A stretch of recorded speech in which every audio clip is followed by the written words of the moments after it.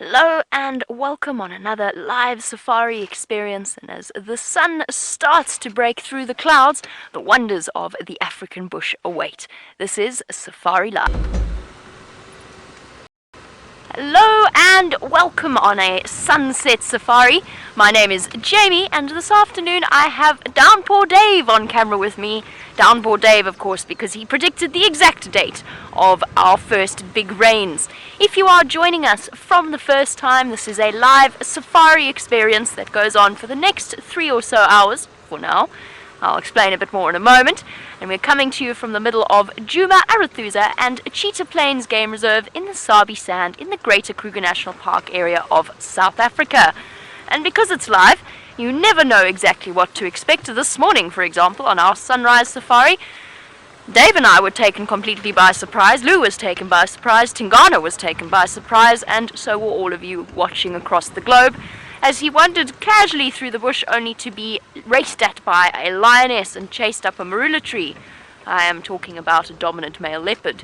Then when we thought things couldn't get any stranger, this is all live, by the way, I mean this is happening right in front of us, the lioness disappeared, he started coming down the tree, and his lady friend Shadow decided to arrive, decided that she wanted to flirt with him. He was having none of it, and raced off in the opposite direction, leaving one very confused and very rejected looking leopardess. And all exciting and all happening here, and it also means that you can send through your questions on hashtag Safari Live on Twitter, or please email through to questions@wildearth.tv.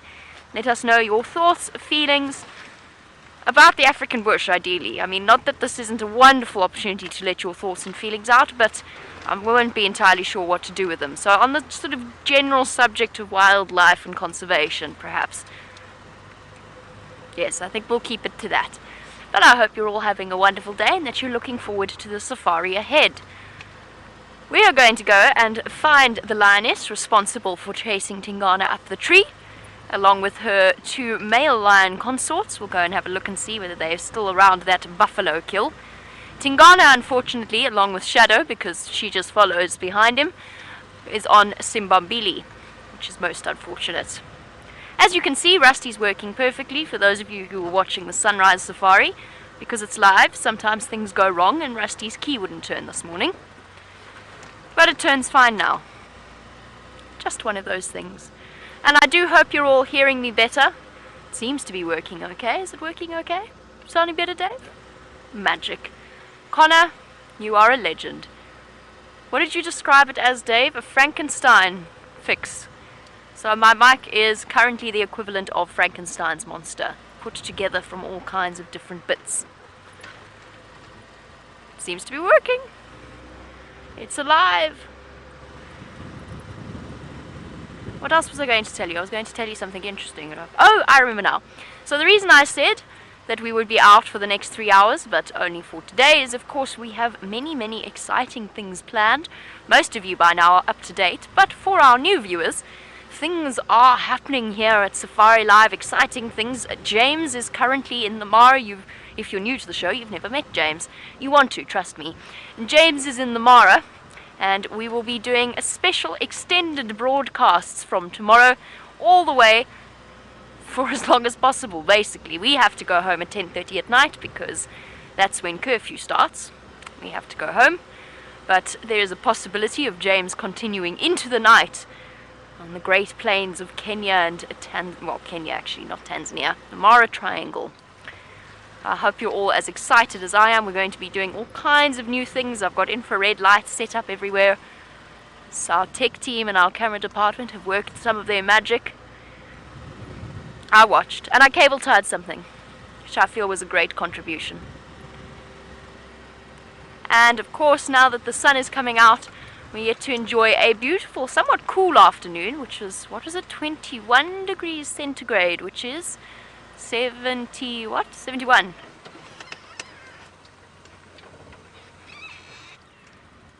Hello, kudu. There we go, starting off with our first mammal, a delightful female kudu.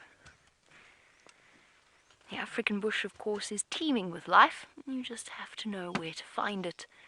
Sometimes we don't know where to find it. but there's always something happening and always something to look at. Look at her. Isn't she beautiful? Those massive ears. Looking a great deal drier than most of our animals were this morning. They were a bit soggy after 2 days of drizzle. And I'm sure rejoicing in the fact that in the next day or so, there's going to be fresh green shoots to feed upon. That must be terribly exciting for them. I'm not sure if they realize it or not, or if perhaps it will come as a happy surprise. Either way, we know, and we are thrilled. And of course, if you look at one kudu, and you spend time looking at one kudu, there's always another few hiding about in the bushes behind it. So there's another kudu at the back there. Graceful, athletic creatures. Beautiful.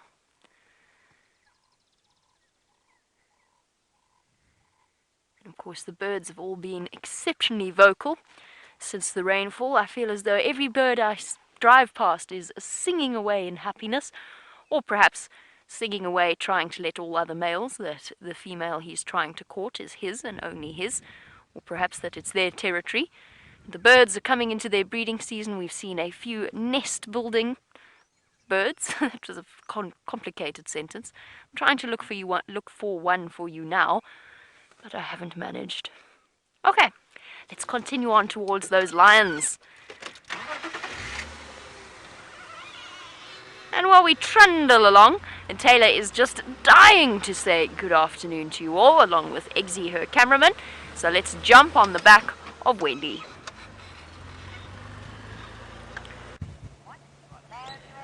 Good afternoon, all you wonderful viewers at home. My name is Tayla, and on camera this afternoon we've got Eggsy.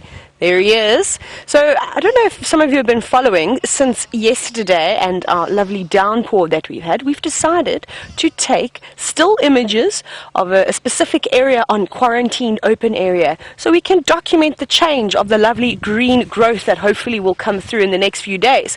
So we're going to have a quick look. We're going to try and get exactly the same shot as what we had yesterday. You take a screenshot of that, everybody. And I can hear it snapping away, so that must mean that you're done. And now we're going to zoom into the termite mound, where we also want to do a close-up. All right, everyone, we're going to take another screenshot. Fantastic. Everybody got that? And hopefully over the next few days we're really going to see a dramatic change. I hope I've chosen a good spot, so I look forward to seeing some of those screenshots a little bit later. Remember, we are live, everybody, so if you would like to interact with us, myself and Jamie, of course, you're welcome to either hashtag Safari Live on Twitter, or you can email us at questions@wildearth.tv. Now, our plan this afternoon is a little bit different. I'm feeling quite confident on Duma, so I think I'm going to venture towards Cheetah Plains. Now, I've never been to Cheetah Plains before, so it's going to be interesting. I'm definitely going to have to rely on using my GPS this afternoon to make sure that I don't end up in the Kruger National Park. We don't want that. Right, so let's start slowly making our way there. And oh, hang on, we've got a little go-away bird before we go anywhere. Oh, quite nicely enjoying the sun. You can already see it sitting on the top right. There we go. Now, this is the first sun we've had, everybody, for 2 days. So, like Jamie said earlier, the birds are very happy, all warming themselves up again. And hopefully with this warm weather, now, I think some of you think I'm going to be crazy by saying this, but I'm hoping that it's going to bring a few insects around, and that will make the birds even happier. And it's also going to make it a lot more interesting for Jamie and I when we start with our night drives tomorrow evening. So I hope you're all excited about that. You can see this go-away bird is just grooming itself, just checking to see if there's any feathers that are about to fall out, that I can give them a helping hand and actually pull them out. But not today. We saw it with a vulture this morning where one was actually pulling out the old feathers. There's quite a few birds on this tree though. I'm going to go roll a little bit, not roll, I have to start my engine. Go a little bit further there. We've even got a hornbill. And I think this hornbill is possibly, sounds like it's calling. Let's see if we can get a better view. Maybe not. I don't know if you can see it up and through the trees over there. There you go, hiding away. That is a yellow-billed hornbill. Also all fluffed up, but not fluffed up I think because it's cold. I think because they're excited that the lovely warm weather is slowly starting to come back, and that's going to create some amazing sightings. I'm looking forward to seeing all the frogs in the different pans and the terrapins, as well as hopefully the tortoises are going to come out and join us too. You done talking? It seems that way. So this looks like a male, and you can hear him. I don't know if you can hear him in the distance. Sort of. I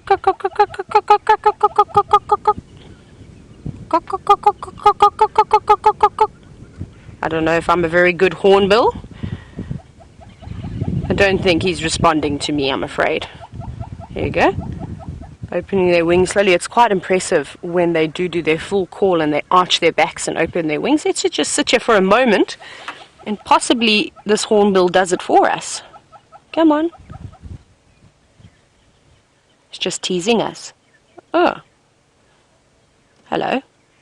No. No, not going to do the call, I'm afraid. Oh no, it wants to. It was a bit like how that lion was teasing us this morning. So if anybody has just started watching or missed the show this morning, hopefully you got to see some of the highlights. But we are very fortunate to start the morning off with a big male lion roaring. Actually, while we're here on quarantine, maybe we should just see if he's actually still around. I forgot that we left him over here. Let's do a quick loop, everybody, just before we head to Cheetah Plains, and see if he's possibly not just still laying in the same spot. It won't take us but a few moments to get to where he was. Let's go around. And it's quite nice. And it's quite nice though that it isn't too windy today.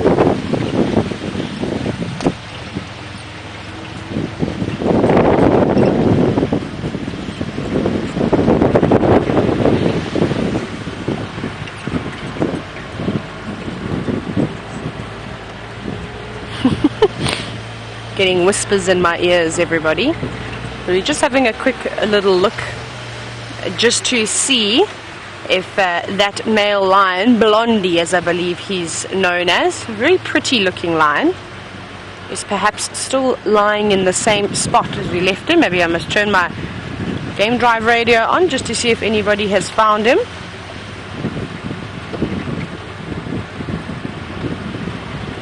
No, nothing yet.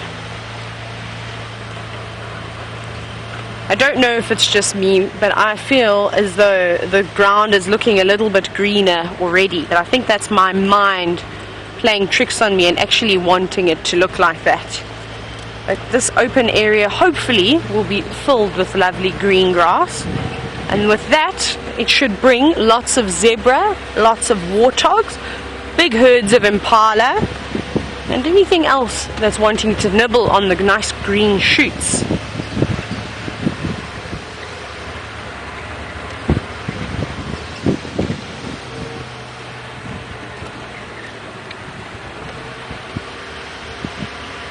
Haven't got anything just yet. Might have to go a little bit further west just to check the outskirts of this open area.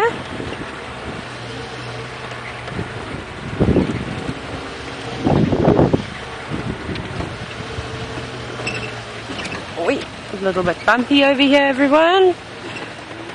I'm already starting to see a few butterflies coming out. Maybe this afternoon we'll get one or two that will sit in a nice spot and we can actually have a look at some butterflies. Something a little bit different. That's what I'm actually really excited about. As much as I love the big cats, I quite enjoy the small creatures too.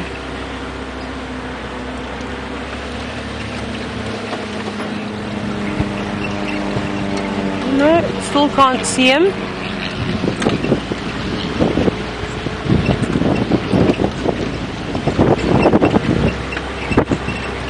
Let's head over to Jamie and see if she's managed to find the lions that we had earlier this morning.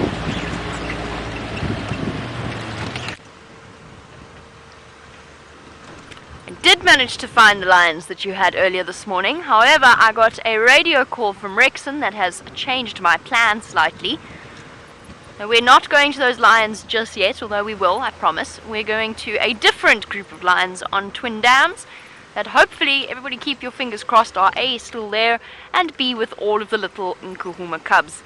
And once we get there, we can chat a little bit more about things that are happening with the various lion prides on this reserve. Now that's where we're heading for the moment. That is my plan. Let us go and see what we can find there. So after all that, I've trundled all the way there. I'm now back where I started. You are quite literally back exactly where you started the sunset safari on Philemon's Dip. And the sky is very beautiful this afternoon. I'm not stopping though, unfortunately. Sorry, you'll have to look on the fly. It is very, very pretty. Sun starting to stream through, nice and balmy and warm. So excited.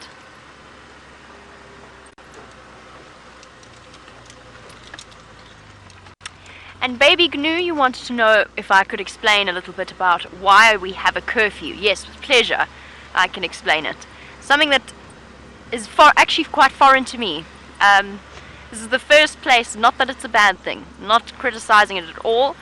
It's the first place I've ever worked in where I've had a curfew, and unfortunately most reserves are now having to go down that route, and it's mainly due to rhino poaching. So anti-poaching teams want to know that if in the middle of the night, which is of course when most poaching incidents happen, they are trundling along and they see a vehicle that's there, they'd want to know that it's not meant to be there, not some staff. They don't want to waste time, resources, following up a group of staff that are driving along. They've just been to a party or something and are coming back at 3 o'clock in the morning. It's a waste of their time and resources, and it just allows them to maintain better control of the area. So that is why we have a curfew, and I can't go into major detail about the first go. I don't know most of the details, and second of all, I wouldn't tell you even if I did, because that's the way that things work out here. And it's important that they are allowed to continue the incredible work that they do unhindered, and to go about protecting our wonderful, wonderful creatures. Obviously, as you know, we don't show rhino on our shows, and that is so as it's basically WildEarth taking a stand against the poaching problem that has struck South Africa and the rest of Africa. And in South Africa in particular, it is particularly prevalent. There's happy news though. Rhino poaching has gone down 18% in the last year, which is really wonderful to hear. That's not good enough, of course, but it's a start. It is a start. The seriously concerted efforts of a lot of amazing organizations and a lot of amazing individuals.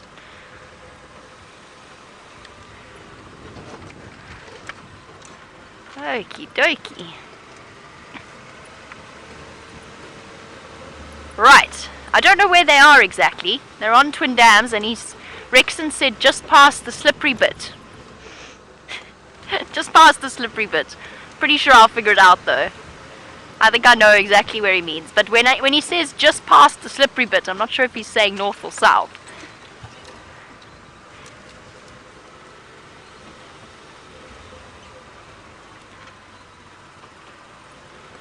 Good morning, Wahlbergs. Or afternoon, sorry, it's afternoon. Is anybody home? Yes, I think somebody is home. Oh dear. I think somebody is home, but I think somebody is so flat in that nest that I actually can't see it.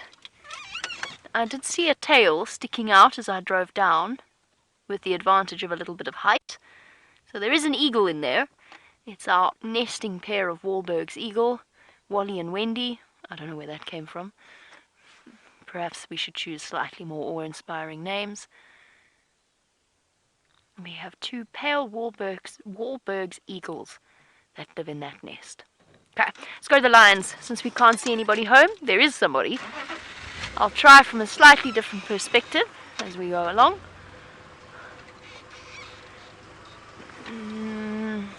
No. Unfortunately not.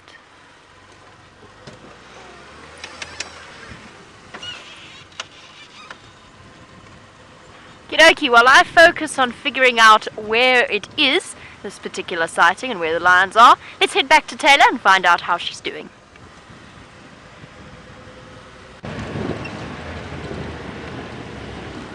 Hello again. So I had a quick little loop around on quarantine and I can't see any sign of that male lion. So I think he has possibly moved off and further down into the drainage line. I didn't see any tracks coming out either. So we'll carry on. We're going to try and make our way towards Cheetah Plains. Hopefully we won't get lost along the way. So please do excuse me if you do see me whipping out my mobile phone just to have a look. That's where my maps are. And I'm going to need it very much so today. We're going to go and navigate an area that I've never driven before. So we're slowly making our way down there. Let's go this way. But basically I've been told I sort of need to get onto Gowrie Main and then go east from there. So that's what I'm planning on doing. Maybe we will even then, if in case we're actually going to go past those lines we had earlier this morning, maybe we'll just have a look and see if we can't get a better view of that male lion that we've seen has had the abscess or whatever it may be burst and has had the maggots actually eating away. It'll be nice. We weren't able to get a shot of him this morning because he was laying with his face down on the ground. So that might be something just to follow and just to see how he's doing. But I won't elaborate too much about what I found out about meiosis. I'll save that. Hopefully we'll see them. I don't think they would have moved either. There was still quite a bit of flesh on that buffalo calf. And I don't think they would get up and move, otherwise they will lose their kill to the vultures and the hyenas, of course. Always good just to have a look at those lions, get your daily cat dose, and hopefully we're able to get your daily cub dose today too. Won't that be exciting?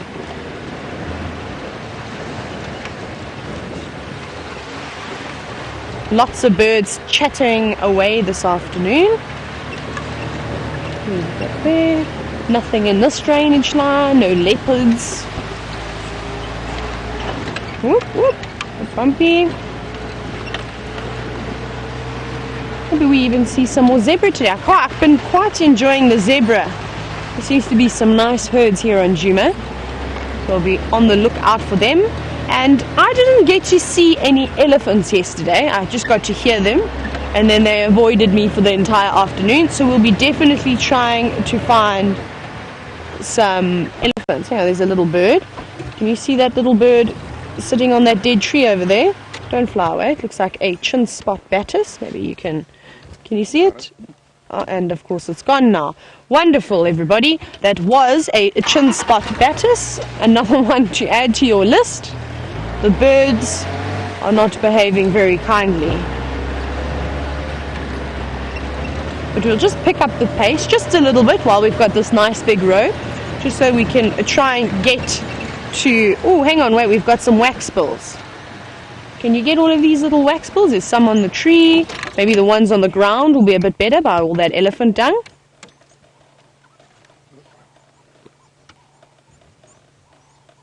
Can you see them moving down there? There they are. So those are blue wax bills. You often just hear them chattering away in the distance. It's not always that they sit so still that you're able to put a camera on them. So this is quite nice, a nice little one to see. And you can quite clearly see where they get their name from. Look at that lovely blue plumage that they've got on their underside. That's lovely, all pecking on the ground, trying to pick up grass seeds. And something that I love, and that you may remember James talking about while he's been in the tent, and I think Jamie also spoke about the waxbill nest that we managed to find. I think it was blown out of the tree. We wouldn't just remove a waxbill nest from a tree. That's not very nice. So I presume it was blown out of the tree and then left on the ground, and we obviously made use of it. Now, it's quite interesting how they use all the bits of grass and they weave it all together. Or there's another one, and they make a lovely nest out of that, and it's quite soft as well.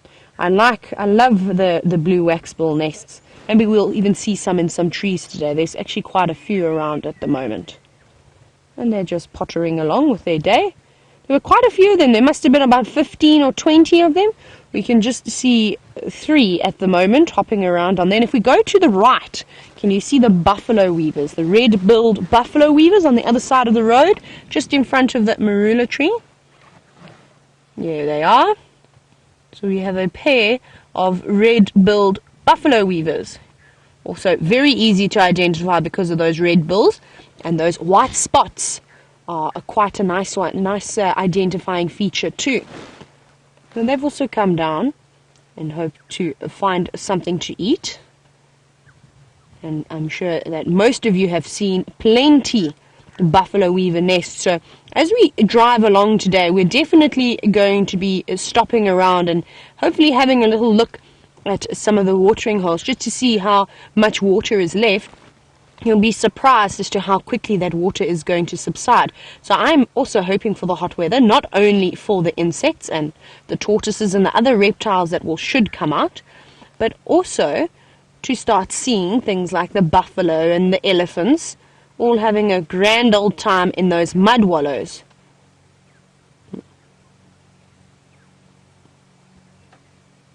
Lovely.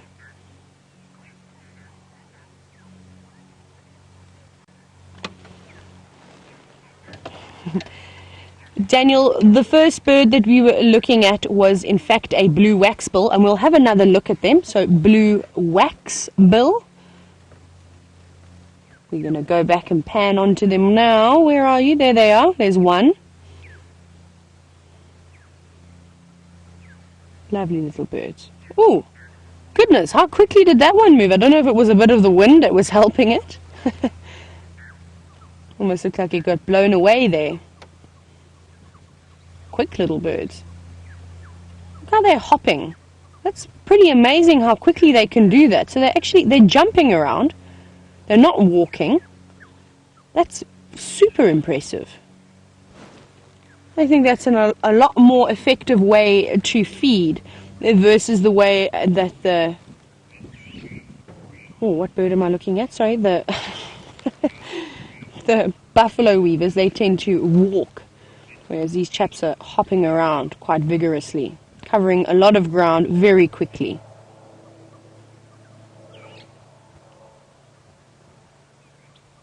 Very nice. Well, we'll keep an eye out for waxbill nests as well as the buffalo weaver's nests, just so that we can show you and put 2 and 2 together.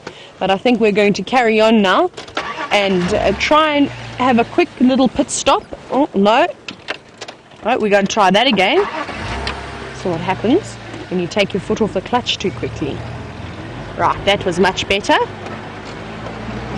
We're going to go past, and just have a very quick look and see if we can follow up on those 2 Birmingham boys and that young female that were feeding on the buffalo carcass earlier this morning. We're a little bit of a way off. Like I said, we're going to put foot a little bit.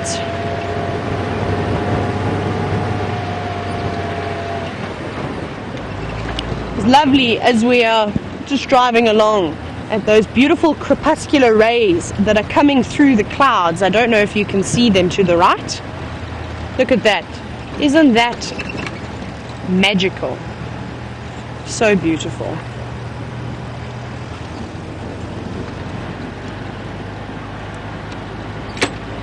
I'm just going to try and find out about these 2 Birmingham boys and that female. I think Jamie has found what she's looking for.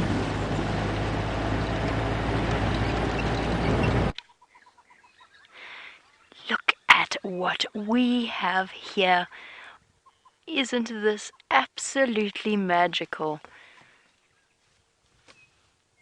All 8 healthy, happy, bouncy Nkuhumas.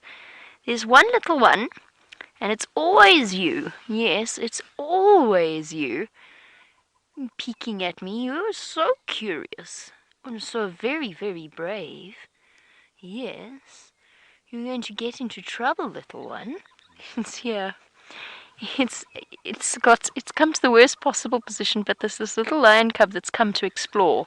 You can just see it over there, and it's been stalking me since we arrived. Not stalking, that's not quite right. It's not been actually stalking. It's been come wandering over with curiosity in its expression. Hello. Going to rejoin the game. Decided we're actually quite boring and probably a little bit smelly, and would much rather go and join in the pride of its little mates.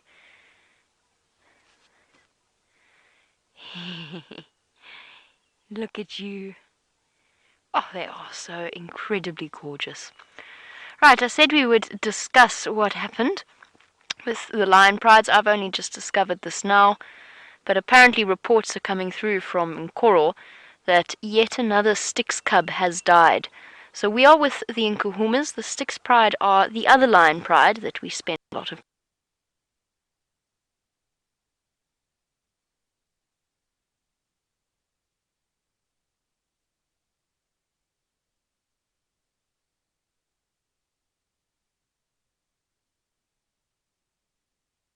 time with.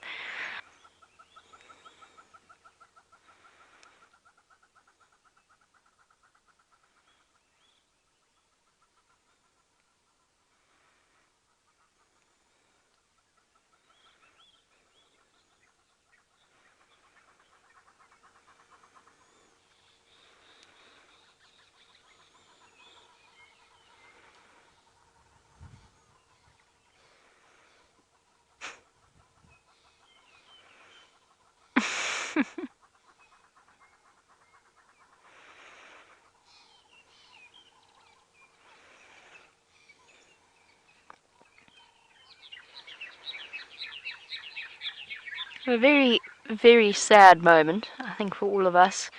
The poor Styx cubs just lay down in the wrong patch of soil, and unlike our happy little Nkuhuma cubs, they contracted mange. We don't really know exactly where the mange infection came from, but it has decimated, I think it's safe to say, the poor Styx pride. And they started out with 8 cubs as well. It looks as though they are now down to 4. And the only positive thing I can say, I mentioned this the other day on Drive, is that whilst it is terribly sad, I can't help but feel a little bit relieved that those cubs are no longer suffering. There's still 4 left, and hopefully now, with the extra resources not having to be shared around, they will be healthy enough and fed up enough to be able to battle that mange infection. Very sad. On a happier note, the Nkuhuma cubs are not showing any sign of mange, and they are looking massive, some of them. Little cubs are growing at the rate of knots, as they are wont to do, and practicing those all-important playful skills that will then turn into hunting skills one day when they're big and fierce.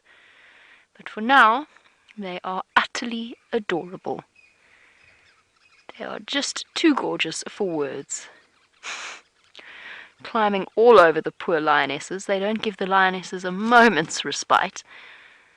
Jumping up and down on top of them, using them as jungle gyms, using them as play practice. Sharp claws and sharp teeth. Those of you who've had puppies or kittens in your lifetime and raised them, you know just what they can be like, just one of them. I imagine a lion cub, because despite their small size, they are now bigger than house cats, some of them, and they are seriously strong, and they've got very sharp teeth and very sharp claws. What are you doing with your foot up there? Having a good stretch? Aha! Caught a log. Well done. Yes, you show that log. Luckily, the bush has no shortage of chew toys.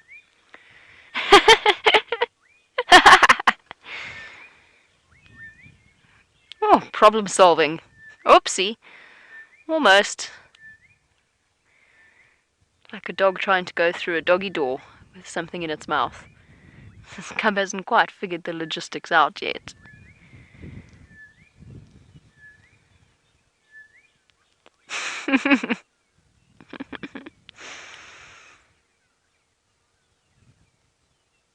They are too gorgeous for words.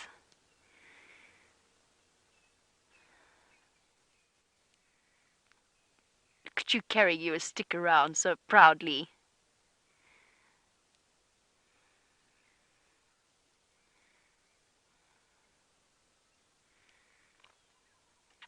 Karen in Tennessee, lovely to hear from you. And a fantastic question coming through. You wanted to know what happens to the male lions when they grow up. Would they grow up and join the Birmingham boys? And do female cubs stay with their mothers for the rest of their lives? So you've got absolutely with the female cubs, they do stay with their prides. Essentially, a pride is the guardian of the genetic line, and the females will grow up. They'll stay with a pride. Every now and again, you get a situation where a pride of lions actually splits, and that's for various reasons, whether it's during a coalition takeover or perhaps the pride has got so large that they can't all manage to stay together and feed together, so they start to split into different directions. Male cubs, on the other hand, when they reach sexual maturity, they will be booted out by their mothers and their fathers. And no, the male lions, when they grow up, generally, it's next to unheard of for them to join the coalition that fathered them, which makes total sense because otherwise they would end up mating with their mothers, their sisters, their cousins, and so the lion world has evolved a way of preventing that inbreeding. Oh, you fall down there. Amazing. Yes, the males will disperse and they will go off in search of their own territory. They will, if they have brothers or cousins, male cousins, from the same litters, then they will head out with them. So they'll form a coalition. That's how the Birmingham boys were formed. If there's only one of them, as was the case with the last Nkuhuma male, Junior, then they will head out and they often hook up with an unrelated lone male lion, young male lion, and form a coalition with them because for male lions, the safety in numbers and the dominance that comes with numbers is worth forming an alliance. Poor mom. Just imagine what this is like for her, because lion cubs, oh, shame. Poor mom. They're not afraid of using their sharp little teeth on her sensitive skin, and they need her with sharp claws, so she just wasn't having any of it. The littlest one's still wanting to come in to feed. Oh, here comes a slightly older one, muscling in there. Now we think with this particular group, what did we say? Was it 2 males in the older set and 1 in the younger set? Or did I get it the wrong way around? No, it is. 2 males in the older set and 1 in the youngest set. So they're at least, we think, they're at least guaranteed to have a ready-made coalition when they do reach maturity. If, of course, they all survive, and I'm really hoping that they do. The Nkuhumas have proven to be a force to be reckoned with. Sorry, just listen to the sounds of these cubs. Oh, as I said that, they went completely quiet. Fair enough. Plonk. Oh, poor mom.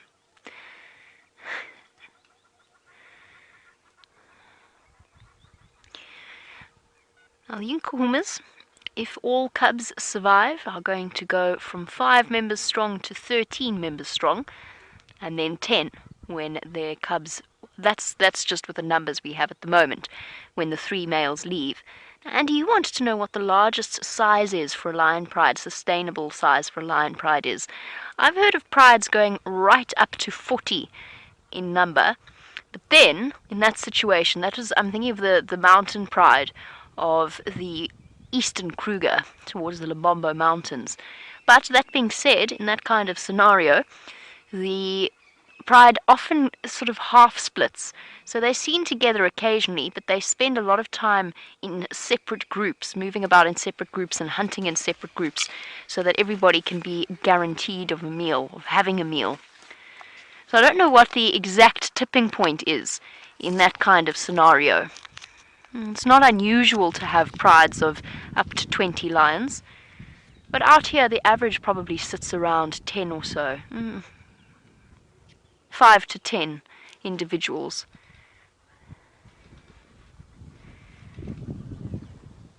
Sorry guys, I'm just listening to the Game Drive channel. I know there are people that want to come and see the sighting, so I'm just waiting to see who's on their way. Luckily for you, you don't need to worry. The cubs are keeping us thoroughly entertained.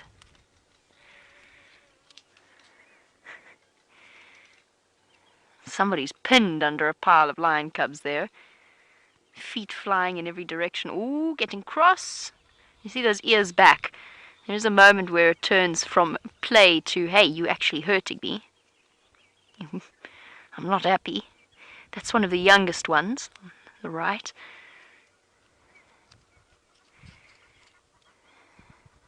We've been so incredibly fortunate.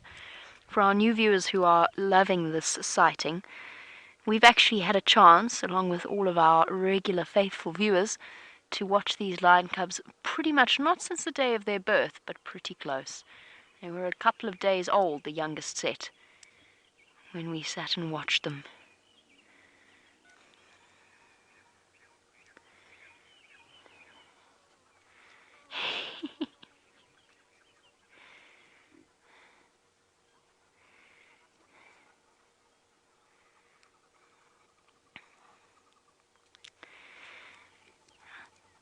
Marcy, you want to know, if I got out of the vehicle now and I walked straight towards them, would they attack me or run away?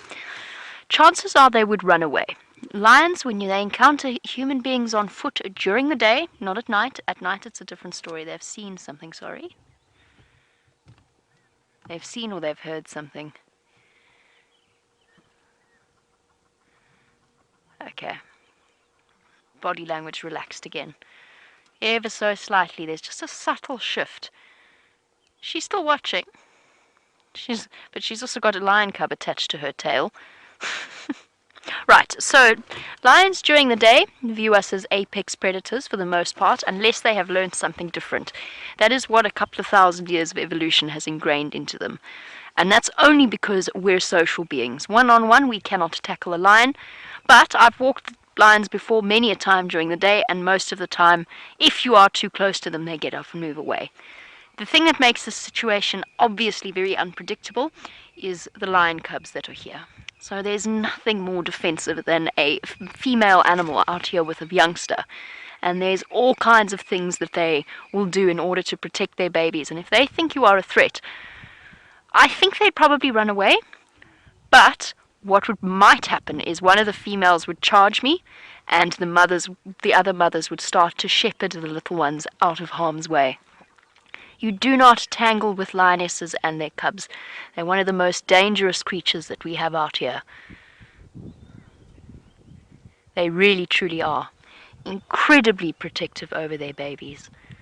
Not, of course, that I would ever do that. The only time that you sometimes encounter them on foot is when you've stumbled into them by mistake. It does happen occasionally. I've done it once or twice, and I definitely not a situation that I want to repeat. Oh, shame. Little ones, you are going to get urinated upon if you insist on suckling whilst Mom is trying to relieve herself. Oh, sorry, I'm busy watching the other cubs. Mom's got up and they're still suckling.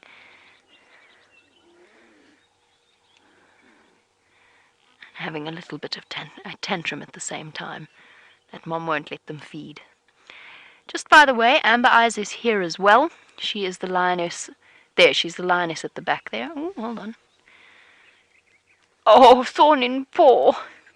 I don't know where to look. Sorry, Dave. I'm bouncing all over the place. I just don't know where to look. So many amazing things happening. Amber Eyes is here, plus the 3 mothers. That just leaves the young female who is with the 2 Birmingham boys not too far away from where we are.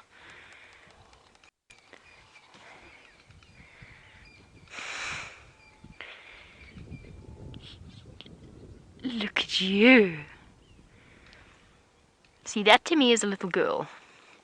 Starting to be able to see the difference between the males and the females. And this, I think, is a little female. She doesn't have the fluffiness that the males have around their heads. I'll try and show you one of the male cubs in a moment. An absolutely beautiful family scene.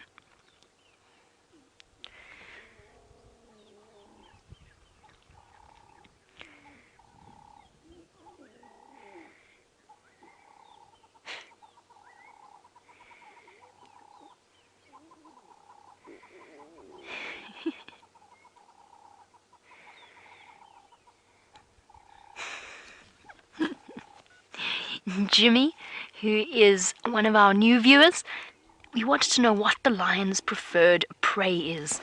The answer to that is it depends on the size of the lion pride that's hunting, and it depends on if they have males with them. So maybe a pair of lioness, for example, they're going to go for something relatively easy most of the time, like a kudu or something similar.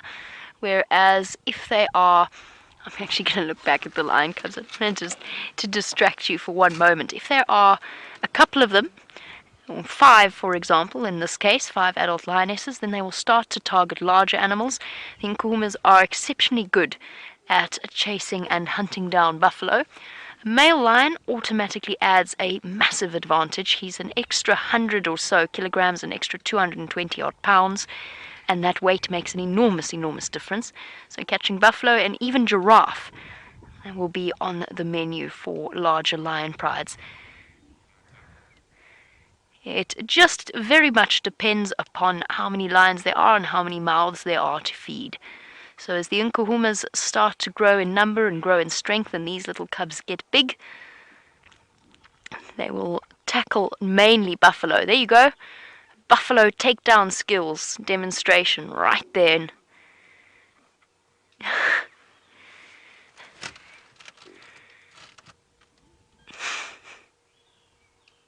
Enough of you. I'm going back to Mom or Aunt.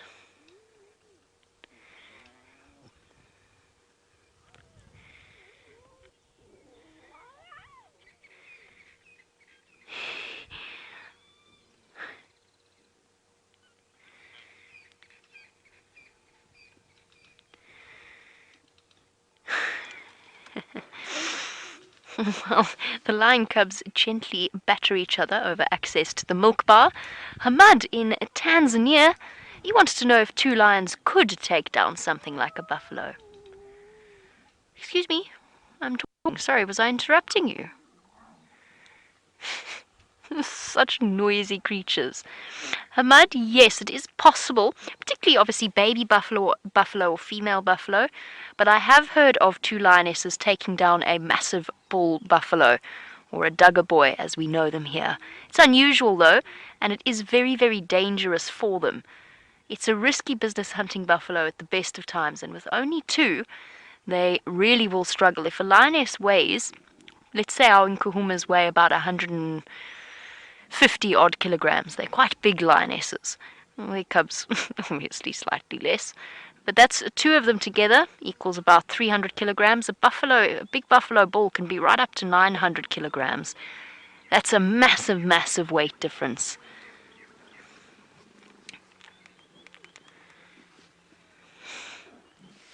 Look at the curiosity on this little cub. I promise you, it's always the same one that comes to investigate. Oh, they're getting so cross with each other. Hello. Yes, hello.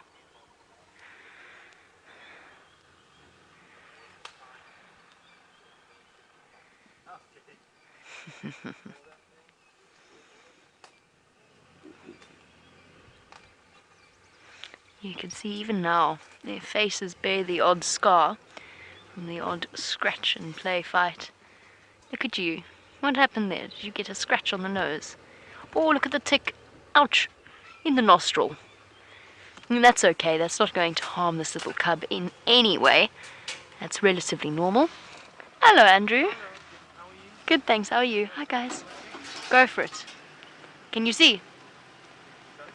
Are you going to go through here or are you going to... Okay, perfect. Go ahead.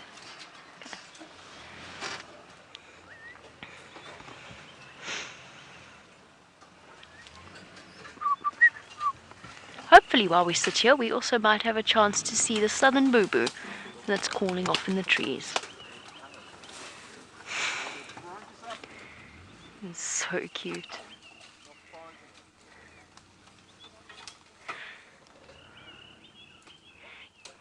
Growling at each other furiously.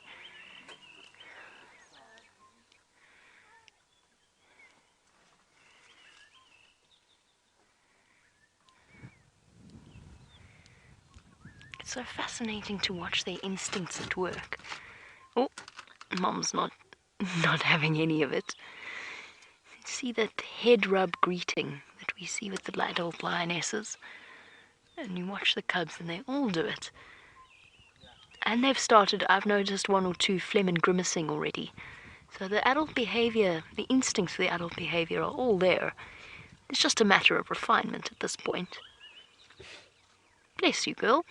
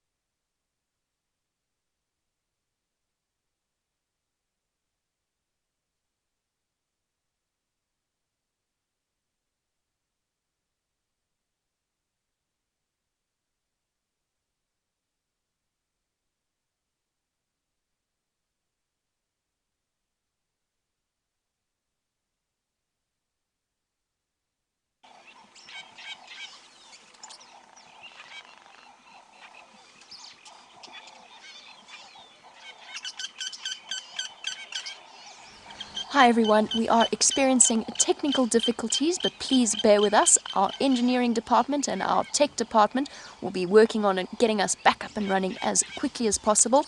As you know, bringing you live safaris from the middle of the African bush is not always the easiest task in the world, but we will be back up, and stick with us because you never know what might be on your screen when we return to you.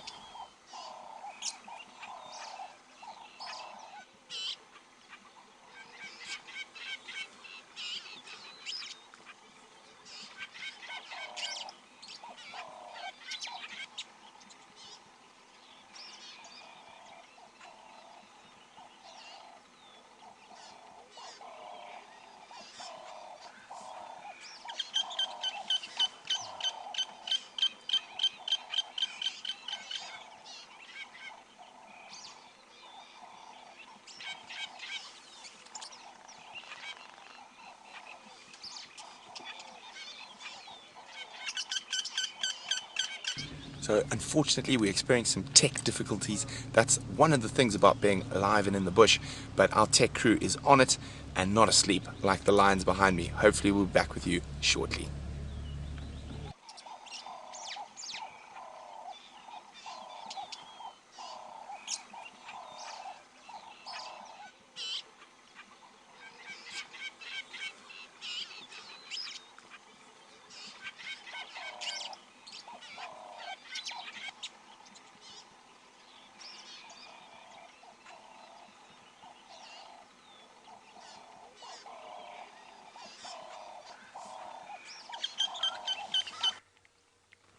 And welcome back. We do apologize for the tech issues that we have just experienced.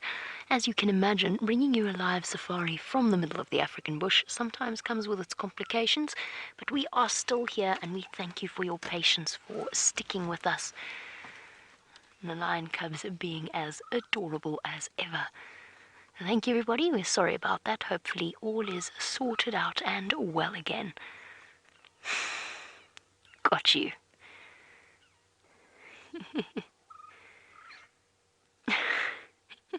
Foot to the face. Okay, absolutely adorable. Alrighty, let's head across to Tayla. She's got a predator of a different kind.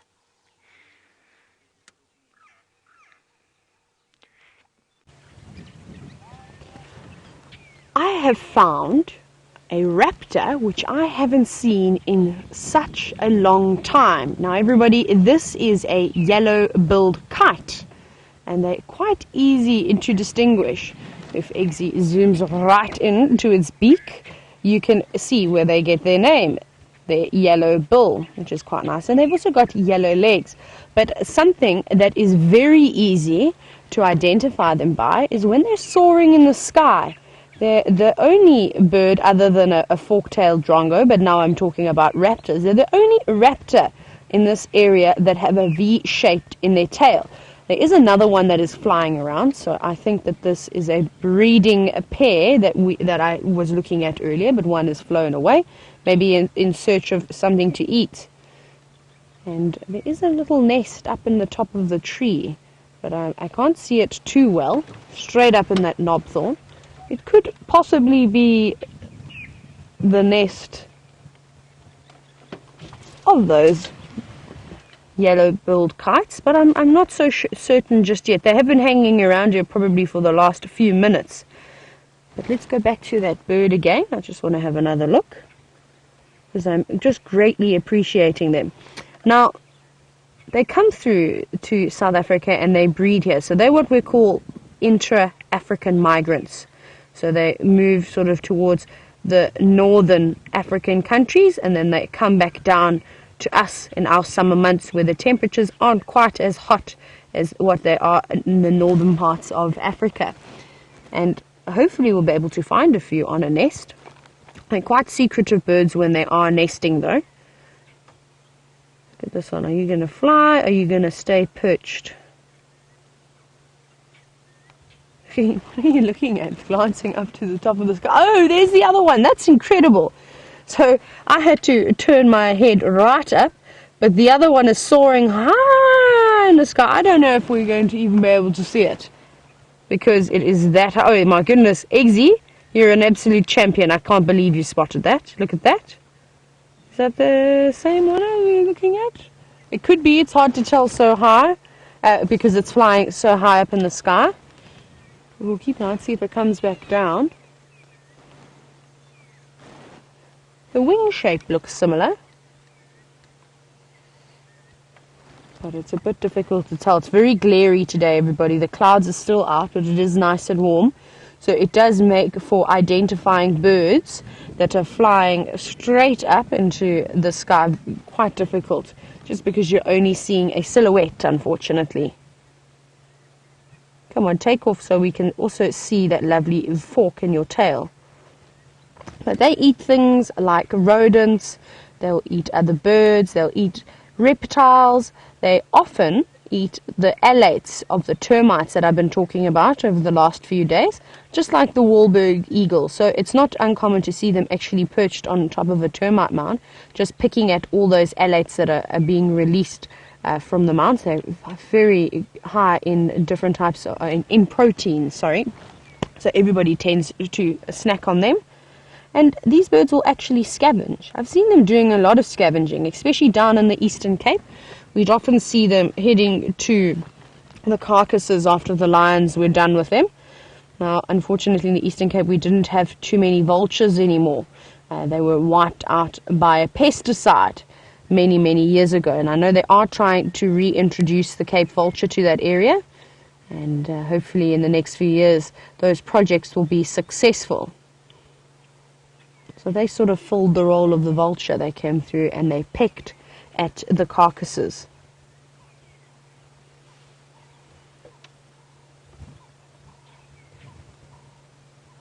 Wow, that's amazing. I'm so excited to hear that a yellow-billed kite is a new bird for some of you. James Richard has just said that it is number 179 for him. Well, congratulations, and hopefully we'll be able to add a few more. Everybody, I have arrived at Cheetah Plains. We're right at the entrance now, and I'm hoping that we're going to find a few nice plains game this afternoon, as well as some elephants. That's going to be our goal, and I wouldn't mind spending a bit of time and maybe chatting about a few plants, as well as looking for some birds. I also need to do exploring on Cheetah Plains because I have never been here before. So Eggsy knows the property a little bit, otherwise we've got trusty GPS to navigate us. I think we're going to move on from these eagles now, everybody, and I think we're going to see what else we can see. Like I said, I've got a very busy afternoon today because we also need to check a few of the watering holes. So I see that there are a few on the map, and I'd like to go and have a look and see if there's any water in them. Maybe we find a frog or two. Those of you who are keeping tabs of the show, now you know how excited I'm going to be if I get to find the first frog of the season. I'll be over the moon. I don't know what I would do because I've already done handstands and cartwheels for everybody, so I'll have to think of something else just to prove to you how excited I'm going to be. But let's carry on. Let's head on. Oh, I need to get the GPS quickly. That's not a GPS. Wait.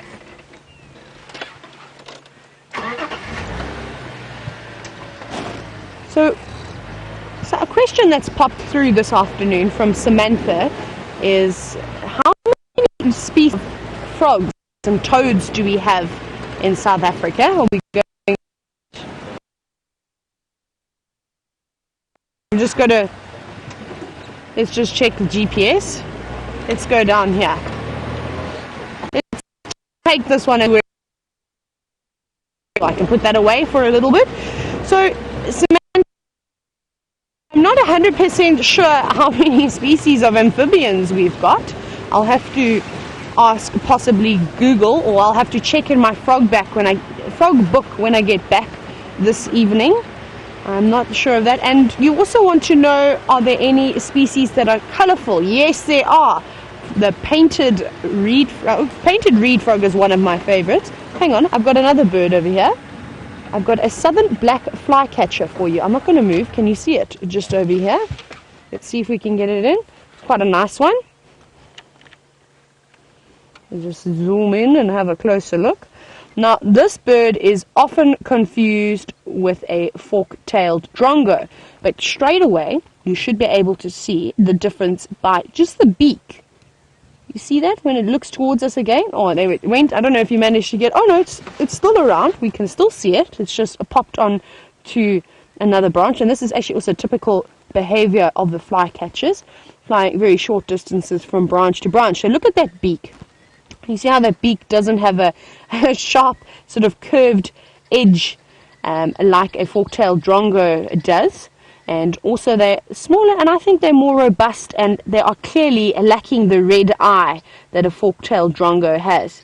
Remember, fork-tailed drongo has a fork in its tail too. This has got a very square tail. And I think some people may also confuse it with a square-tailed drongo, but they're very rare. We don't see them very often. Actually, go back. There's still one. There were two of them. Where are you going to fly to now? Can we still see you? Yes, we can still see you. So I don't know if any of you have seen a southern black flycatcher before. Quite a nice little one. Just see them every now and then. I think they're a lot more dainty than the drongos. The drongos are the acrobats of the sky. However, I quite enjoy the way that the southern black flycatchers sort of flutter around quite elegantly. And there was also a Cape glossy starling that's hopping around on the ground. That was down below where that flycatcher was. Did you see that, Eggsy? The one that chased just over there, a little patch of yellow grasses. Well, that's actually from a wattle. If you zoom in there, the wattle, not grass. There is a Cape glossy starling. I think it's just behind there. There we go. Now you can see it slowly coming into frame. And, if you go to the back, oh my goodness, look at all the birds on that log. That's an even better one. That's a golden-breasted bunting, everybody. I don't know if it's found a few little seeds and termites around in there. That's a nice one. So just in this little area, we've got a lovely little food party of that Cape glossy starling that you can see. We had the southern black flycatchers as well as that very nice golden-breasted bunting. I'm going to have to make a list this afternoon because we've seen some really special birds already, and it's not cold at all, so it's actually a good day for birding. The only thing that I keep saying we don't have on our side, unfortunately, is the light. So if anything is sitting up to the tops of the trees and we have to have that grey sort of background, it's not great for us. We don't get the true colours of the birds. And I got distracted there, Samantha. You were asking about the frogs. So the reed frogs are quite colourful. The banded rubber frogs, which is quite a toxic frog as well. We've got a few, some of the rain frogs have got a few different colours on them. But just the markings on even the raucous toad and the eastern leopard toad are quite spectacular on their own. Even though they're made up of browns and greens, they are still really pleasant to look at. I need to just consult the navigation system again. Okay, we are there. We want to go here.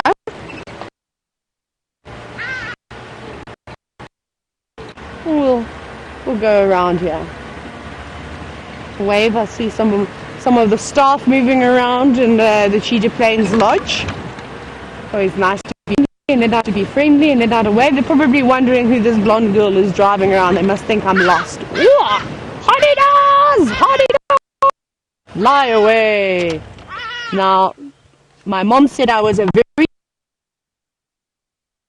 nice silhouette, everybody. Actually, are those hardy-dahs flying against the sky? Sorry, my mom said when I was a little girl, I was very well behaved. I find that difficult to believe. We've got one more hardy-dah. Maybe this hardy-dah is actually going to... She said, I used to put up with the sirens from the ambulance and the police cars and all those things, and nothing could really wake me. No, I wanted to talk about you. Off it goes. Okay, it doesn't want to be spoken about. Are they going to land anywhere? Maybe they're going to land somewhere. Actually, we could watch them in the distance.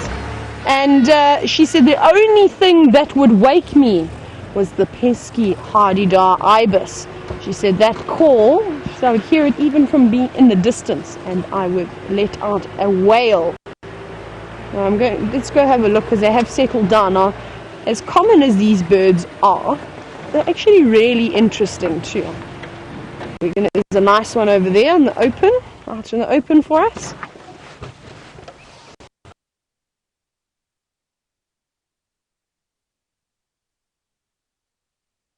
species of ibises, and this is the most common one that we see down in the southern parts of South Africa. Now watch what this hardy-dar is doing with its bill.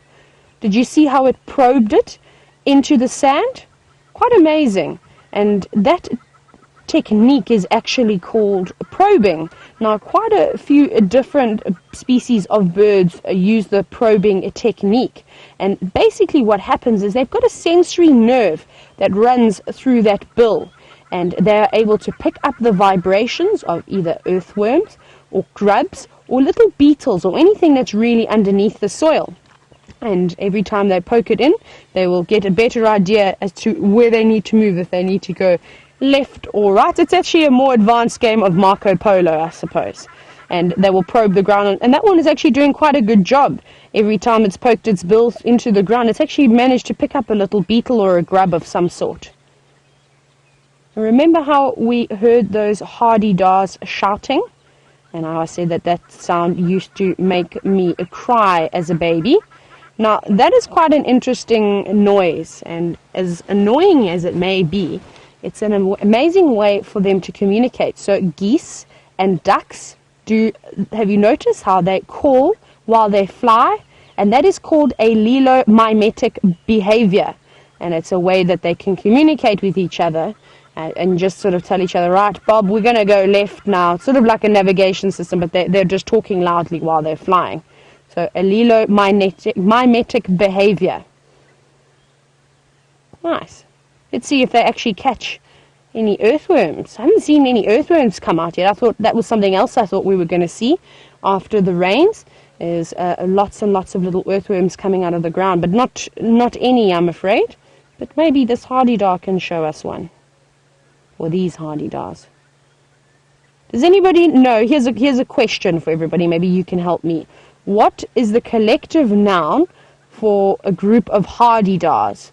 Or let's see who can come up with the most creative collective noun for hardy-dars. So if you'd like to send in your answer, you can either send in your answer and then add the hashtag Safari Live to the end on Twitter, or you can email us at questions@wildearth.tv. There's also some guinea fowl in the back. Can you see those guinea fowl?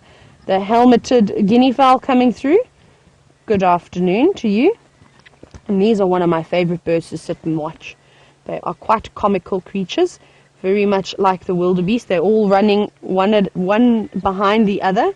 Where are you off to? They're very excited. You can see that there.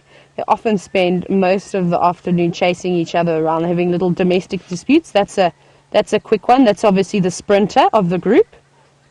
Out for an afternoon jog. You can hear some of them in the distance, but it's quite far away. Let me see if you can hear.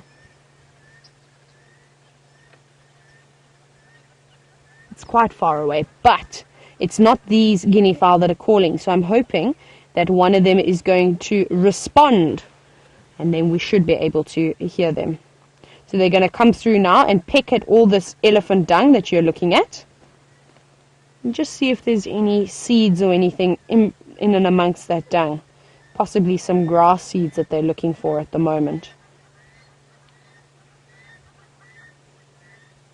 It's very chatty out here this afternoon. It's really nice to see that the birds are so happy after the rains.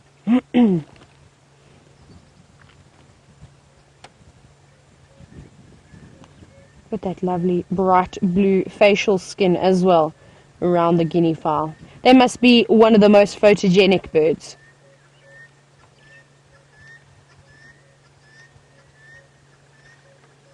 There you go. You going to drink some water?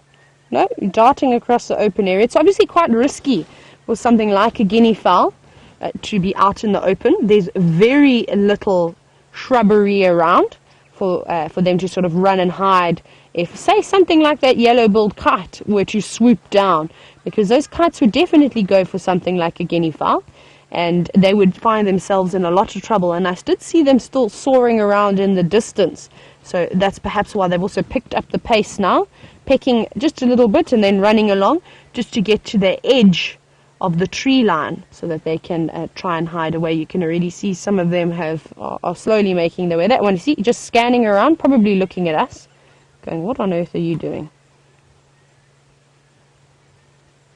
No, not particularly bothered by us.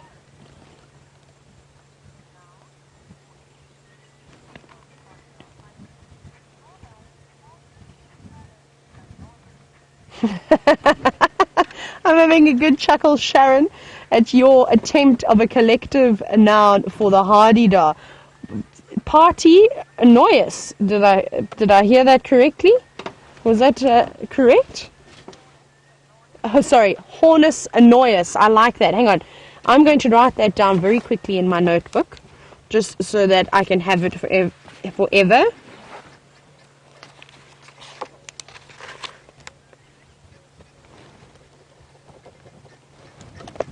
There we go. Now it's added. I quite like that, Sharon. Well done.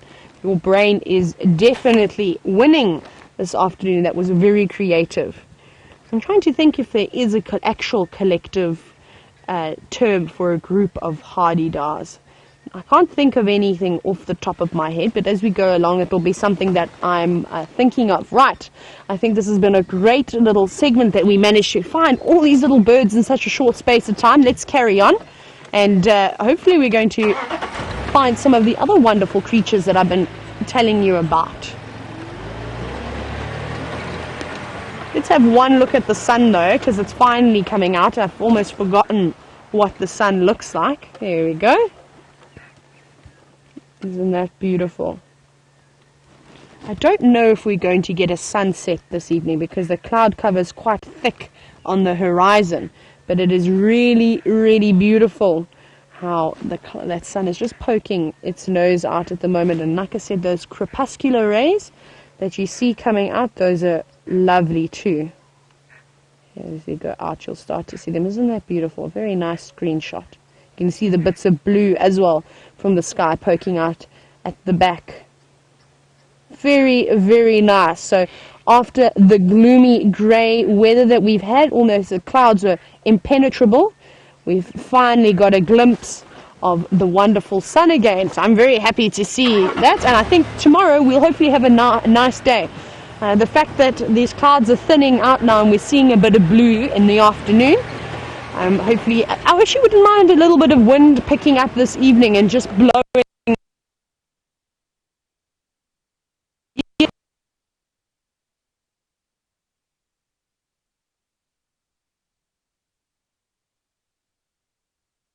And one who have we got up?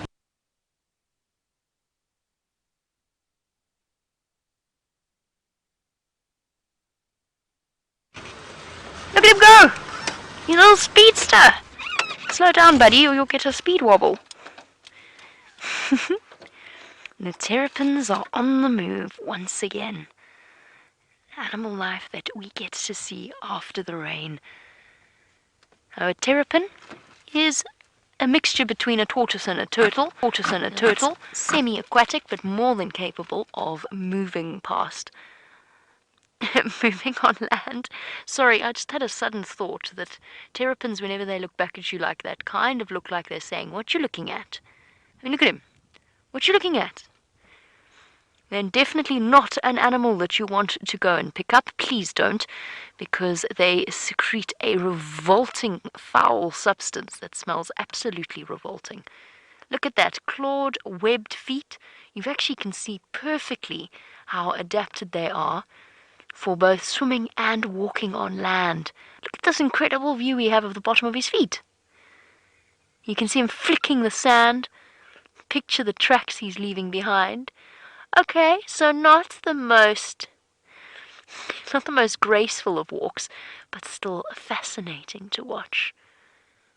As he heads off in search of a puddle to settle in.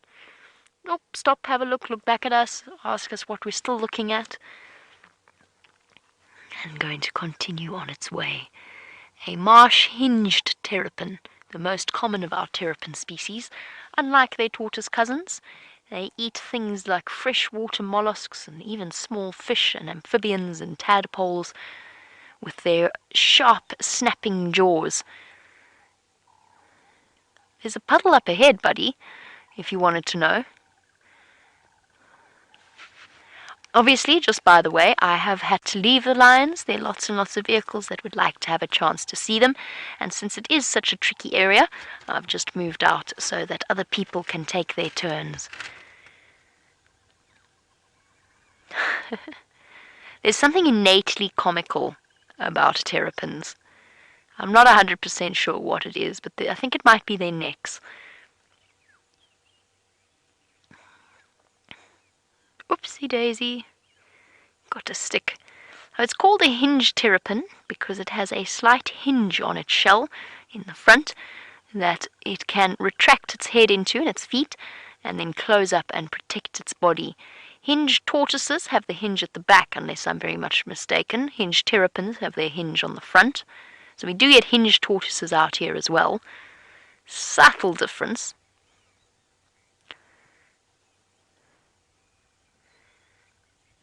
It's amazing. He definitely is taking the long way around, though. Buddy, I just go on the road at this point. Definitely going to make your life easier. There we go. That was a bit of a silly detour. I want to know how they find water. How they get to those puddles. How they know that they're there. Their senses of smell are acute, but they can't be that acute that they sniff out puddles. I don't know if they just keep walking until they stumble across something. It's a long journey. There you go, that's one for Tayla's Bums of Africa. Quite the shot. A terrapin on a journey.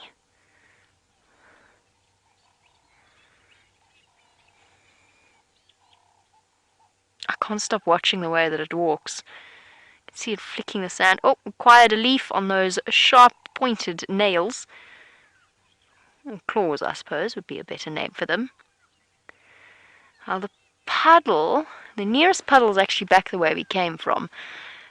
Here's the next puddle on Twin Dams. I don't think we drove through many on our way here, did we, Dave? No, I think the nearest puddle is actually quite far up Twin Dams, past Wahlberg's Road. So quite a long way until we hit water. Trundling happily along.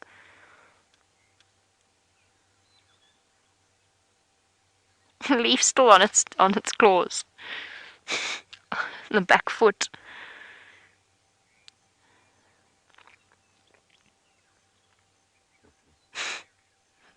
I can't stop watching it. It's one of the most hypnotic things I've seen in a while. And we're learning some interesting things while we watch, which I suppose make total sense, but that I've never really thought about before. That's the way that the tortoise walks. Back left and front right move at the same time, and front left and back right move at the same time, so they alternate, pivoting their body essentially. And then the feet, that bizarre outwards movement, I suppose because of the long claws, otherwise they drag significantly, and he's almost like it needs to have a rest every now and again. I can't decide if it's resting or if it's just looking around, deciding on its direction. All in all, whilst they can cover a significant amount of ground, they are more adapted to aquatic conditions, and this walk is quite a laborious process.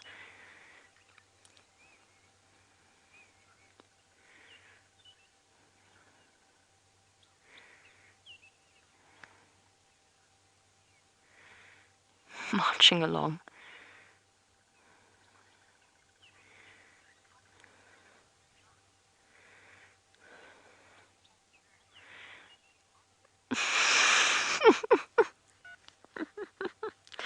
John Smith actually voiced my exact thoughts, funnily enough. John Smith says this terrapin looks like an old man trying to walk to the bathroom. There was a TV series called One Foot in the Grave, a BBC TV series that they did. The whole introduction theme was a tortoise. That's sort of what he reminds me of. John Smith, I had a chuckle. Should we go catch up with him? I don't think we can. He's moving so incredibly quickly. I just don't think we'll manage it. Quick, Dave, we better catch up with him. find out where he's going. I'm just going a little bit closer one more time because I'm hypnotized by the movement of this particular creature. Righty, hey, and the key turned. Well, wonders never... Oh, there's an impala.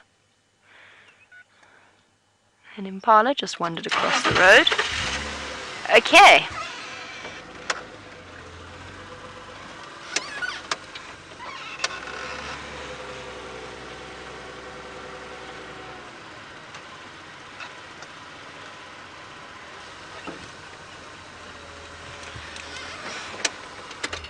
He's had to stop for impala crossing.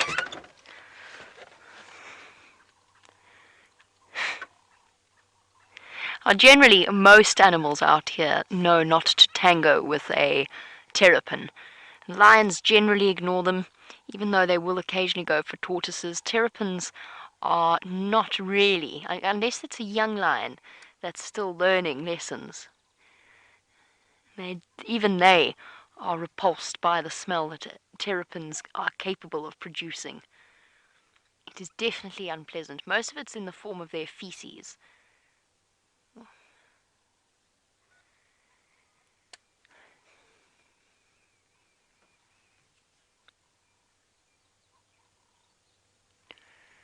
Impala crossing.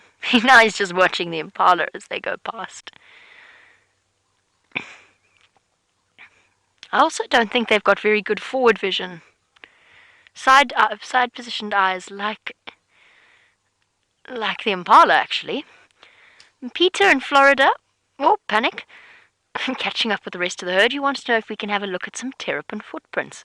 With utmost of pleasure. I will attempt to show you. It might be a little bit tricky because of how hard the ground is at the moment. We might only just see the flicks of this particular terrapin's nails where they've dragged on the ground. But once this last antelope crosses, then I will have a look at terrapin tracks. Or I might find you some nice ones in the mud. That will be possible as well. Nyala, with an identity crisis, thinks it's an impala. I'm joking. There's a male Nyala. He is beautiful, one of the most beautiful antelope. And I mean, we have a couple of really stunning antelope, but Nyala, I think, are one of the most attractive, particularly the males, with their thick, shaggy coats and their tan stockings and their beautiful curled horns. Very, very pretty. And there goes our male Nyala, looking as though somebody spilt white paint down his back. And our terrapin is on the move again. It's all go, go, go in the life of a terrapin. He's setting a new land speed record.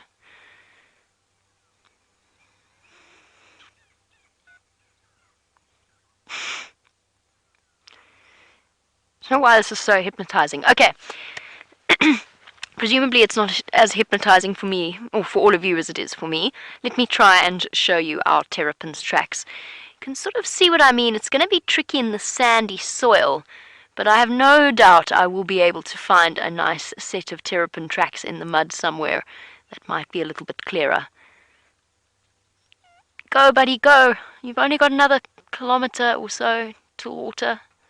There might be some in here, actually. Oh, no, actually, there is some water in here. I found it once before. There's a massive pan that we had no idea was here until one day I was following Karula off road, and all of a sudden there I found it. A massive mud wallow. Okay, let's see if I can find the tracks. As our terrapin journeys on, we'll have to be careful, though. We'll have to make it quick, otherwise we might lose him.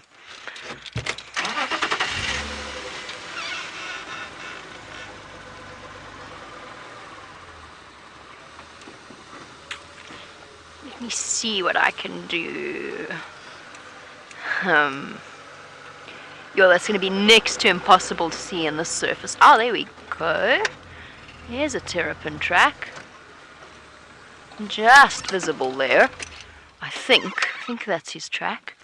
That might be a vehicle track. Let me just hop out and have a look, because poor Dave is going to have no idea what I'm talking about, I assume. You see the terrapin track there, Dave? Not yet, no. I'm not 100% sure I'm right either. Okay. Now I can actually see them, now that I'm off the vehicle and a bit closer.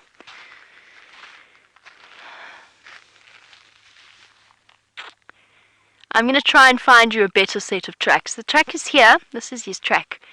5 nails on the front and 5 on the back. In tortoises, you've only got 5 in the front and 4 at the back, if I'm not mistaken. I always get those two mixed up, but I think that's the case. Slightly inward facing with their outward drag, and it's very difficult for you to see. This is the track here. It's this semicircle, and that's the semicircle of his toes. 1, 2, 3, 4, 5. So that was his right foot that dragged along here, and his left foot, his left tracks here. But I'll search for a nicer example for you, because this is the kind of thing that they ask you in tracking quizzes as a test to see whether or not you can figure it out. It's not a nice, clear example. It's the kind of thing Renius would have asked us during our tracking our tracking training.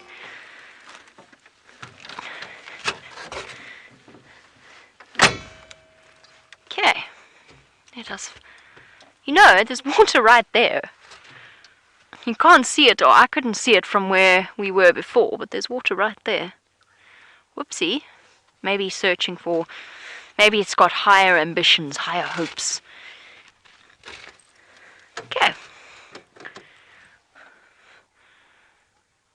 Oh, the terrapin has shaken us off his trail.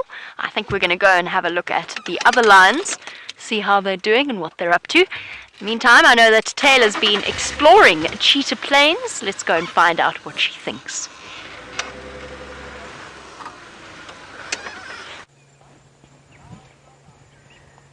So you can see a variety of nests in the top of this knobthorn tree. Now if we look at the one on the left, can you see that there's actually a big feathery bird sitting on top?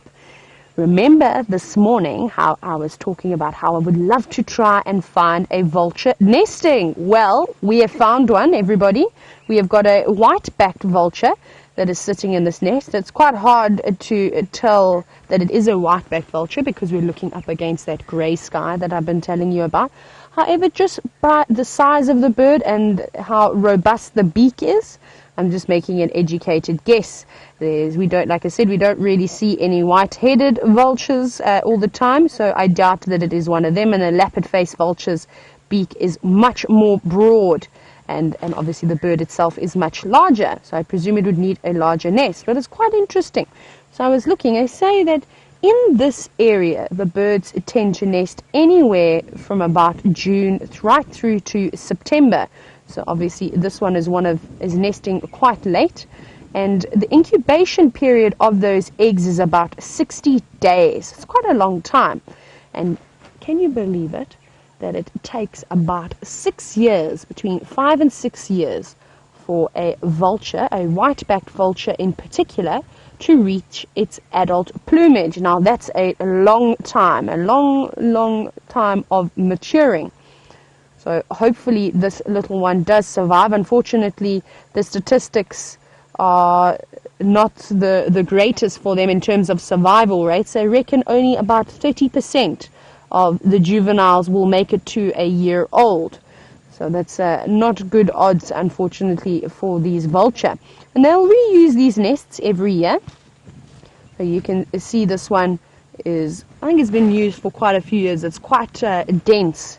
You can see it's quite thick. So I think they've just been adding more sticks every year.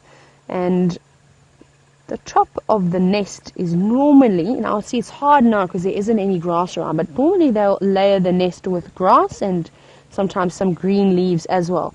But I'm wondering what they're using as a substitute, because there hasn't been any grass around. The animals have, all the herbivores have eaten it all, I'm afraid. But wonderful. Finally got to see that lovely vulture, and actually see a vulture on a nest. It's been a while. Right, we're going to carry on navigating the plains of cheetah plains, though we haven't got to the plains just yet. We've been sitting around,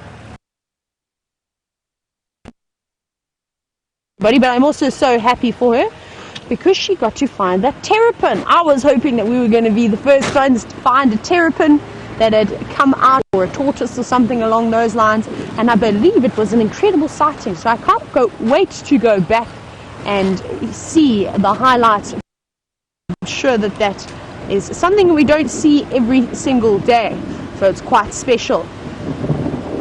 Hopefully we're going in the right way, everybody, and that I'm not going to get too lost. Let me just double check what our next point is going to be. No, that's map. I'd like you to open.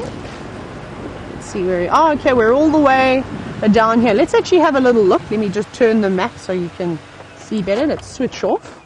We'll have a look here. That blue dot is us, everybody. We are down there. Now we have got the entire section of Cheetah Plains. So we're starting on the western side and we're working our way east. I thought I'd better start from one end and work my way to the other. So if those of you who have been watching the show for quite a number of years, if you remember any special sightings or anything along those lines where you think we could particularly find certain animals, maybe you've seen the same animals in the same spot for a few times, let me know so I can go and visit those areas. Are there any jams that you'd like me to go and have a look at? I think we're coming up to one now, possibly. I did hear some frogs chirping in the background. It sounded like bronze cacos. Let's go around. Look, you can see there's a little pan of some sort here, but unfortunately there's not much water in it. You can just have a look at it in the distance. And we'll try and see if there's a spot where we can view a little bit closer, just to have a little examine to see if there's maybe any frogs around. But they've all gone quiet now. No, nothing around here, I'm afraid.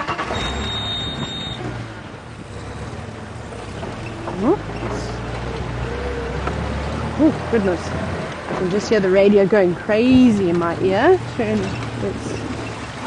What different is this?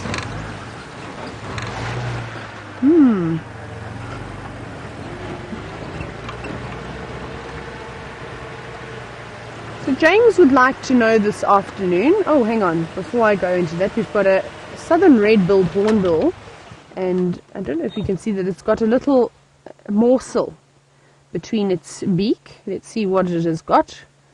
There we go. What is that? No, turn your head to the right so we can actually have a look. Are you a grasshopper? No, it looks like a bee of some sort. Let's just see. A bee or a beetle? Cockroach? Yeah. It looks like it could be a cockroach of some sort. It always had the shape of a pill beetle, but that was quite large. So I'm going to go with one of the cockroaches. Thank goodness southern red hornbill, because I'm not a huge fan of cockroaches, so you can eat as many of those as you like. Now I'm wondering if it's going to eat it, or something else that's quite interesting about the hornbills is how they nest in holes. So the female will find a suitable hole in the trunk of a tree, and they will go inside there and lay their eggs, and then she relies 100% on the male feeding her, because they will fill that hole, the entrance to the hole in the tree, up with mud, and just leave a small gap so that the male can poke his bill through and pass her little food parcel. She'll also, through that little hole, she will take out all the fecal sacs and pop them out and try and keep it as clean as possible. But what are you waiting for? Are you just enjoying the camera? Very nice. That counts as a kill, everybody. Well, no, maybe not a kill, but we've seen an animal eating something. I always used to do that whenever we'd have competitions with big groups of guests that would come through and sort of take over in the entire lodges. There was always a competition as to who could see the most animals, the most birds, you name it. And always you got 100 points if you got to see a kill. And the one day I sat and watched a saddle-billed stork for about an hour fish, and it caught lots of little tilapia and juvenile catfish, as well as a few frogs. And I got back thinking that I would be the winner, because in my books that's a kill.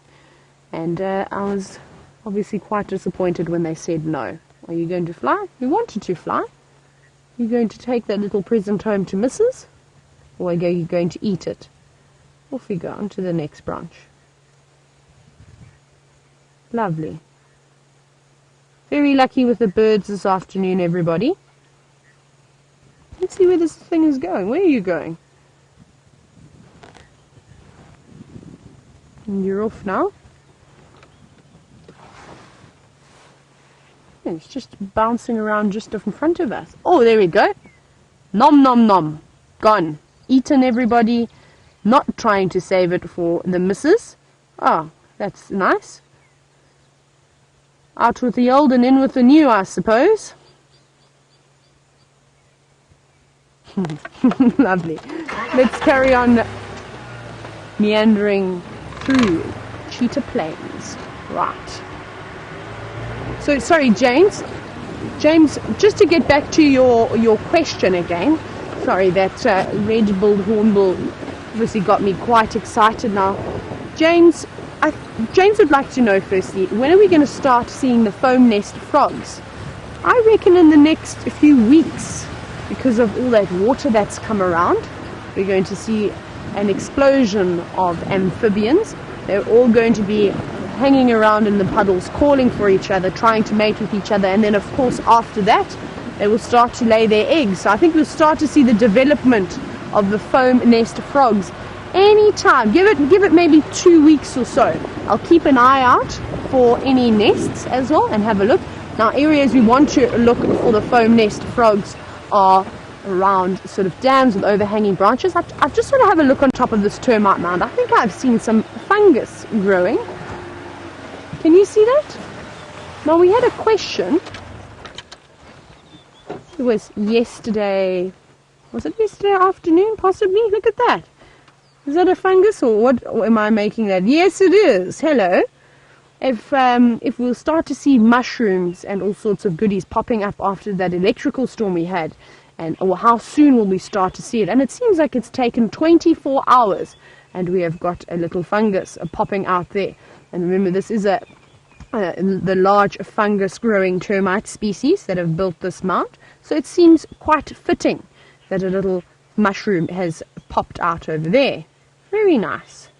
Now remember, you shouldn't eat any mushrooms that you find in the wild unless you are an expert. Otherwise, you could have all sorts of hallucinations, or even worse, you could possibly become extremely ill.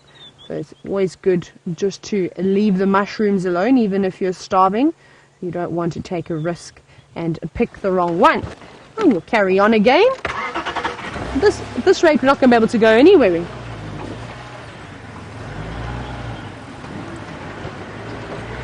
Now I'm uncertain about what types of mushrooms we get here.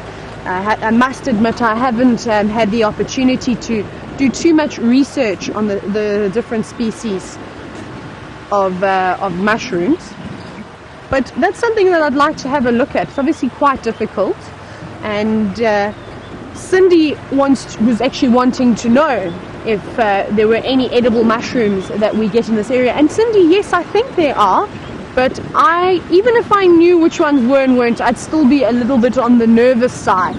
I'd be hesitant and rather just go to the shops and buy a packet of the ones that I know I can eat. And we've got some impala and a waterbuck on the left of us. Hello. Good afternoon. You're not looking as freezing cold as you were this morning and yesterday.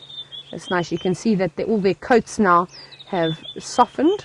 They're not quite as fluffy and standing up like they were yesterday. They've obviously warmed up, and it's really, really nice temperature. Everybody, Jamie's got an amazing sound for you. I'll catch up with you later.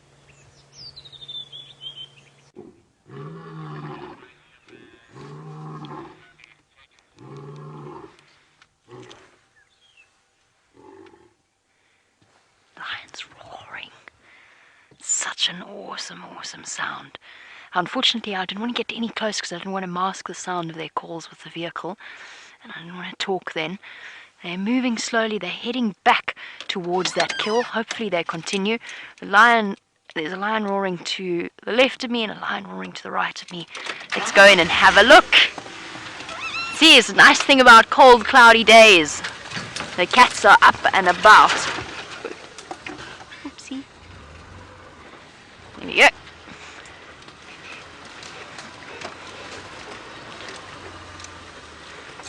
Okay.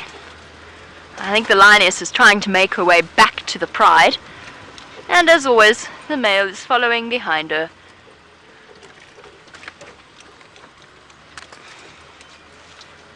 Here we go. There's the male. There's the one male that was roaring. I'm assuming he's the one with the painful face. And there is our honeymoon couple. Sort of. Not quite honeymoon couple. She's coming into estrus, but she hasn't quite got to the point that she's letting the male mate with her. And he's just basically been following her about and occasionally getting the odd smack for his trouble. She's growling at him. Okay. I think we will keep up with the male and the female. Our injured male I will return to.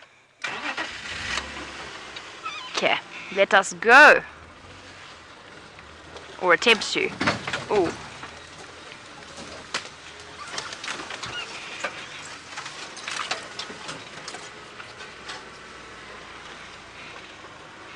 Are you two going to go right back onto the road? It would be very convenient if you did. You okay there, Dave? Everybody watch your heads. Ah. Okay, let's do this a bit more slowly because they've just settled down. I don't think they're going to be in the best of moods.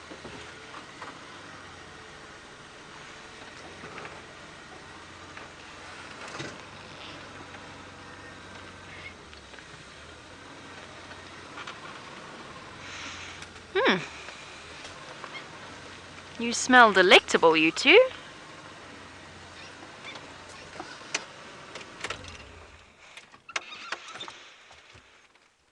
There's a very warm scent coming off these lions. I think it's from the feeding off the buffalo carcass. They just smell a little bit unpleasant. It's a wet, dirty animal smell. I don't quite know how else to describe it, with a little bit of rotten meat thrown in for good measure. Here's our Birmingham boy, the courting male, who is the gentleman with the split lip, if I'm not very much mistaken. Seems as though Blondie, or the male that Tayla was with this morning, hasn't joined up with the others. Big yawn. He's got a fresh cut on his lip, and that is probably from the lioness.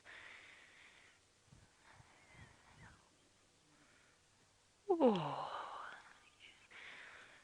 beautiful yawn.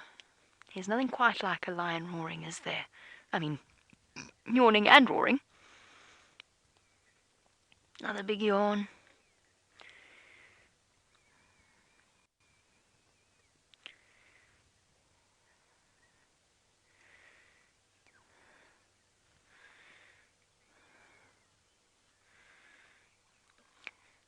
I mentioned phlegm and grimacing, and I didn't really touch upon it properly. Sharon, with pleasure, I could explain a bit more about the phlegm and grimace. All animals do it, or most animals do it.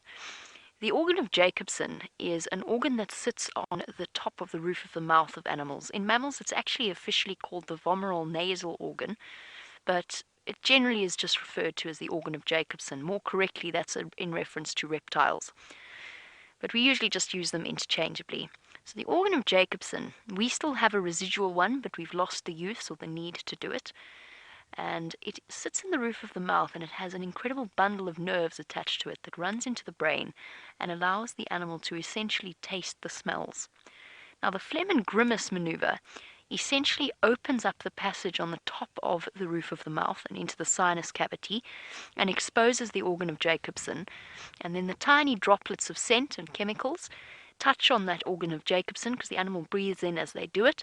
They suck in that scent and it touches it, and the chemical receptors in the organ of Jacobson convert it to a nerve impulse that then tells the animal all they need to know about the scent that they are smelling.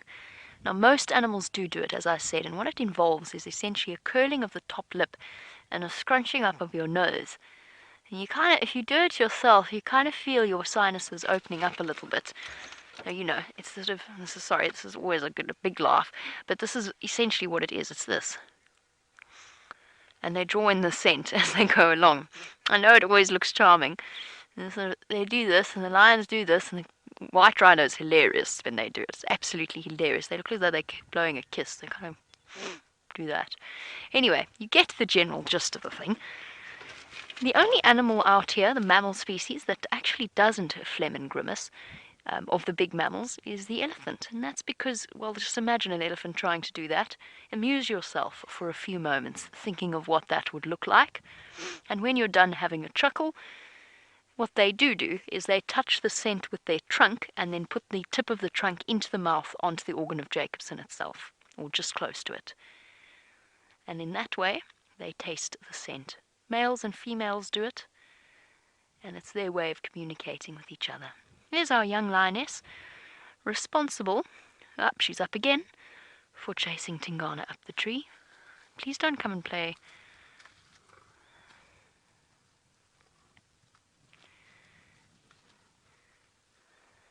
Peekaboo with my vehicle.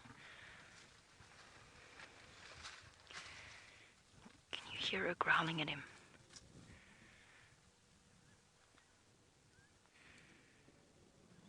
There's the other lion. There's a third male coming. He's south of us, but he's going to come through. He's roaring from Gowrie, Maine. And let's go back to these two, because she's going to give him a smack if he's not careful.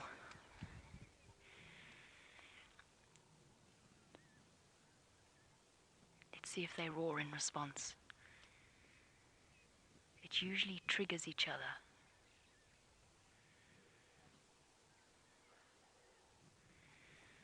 Well, he's a bit more interested in his personal life right now.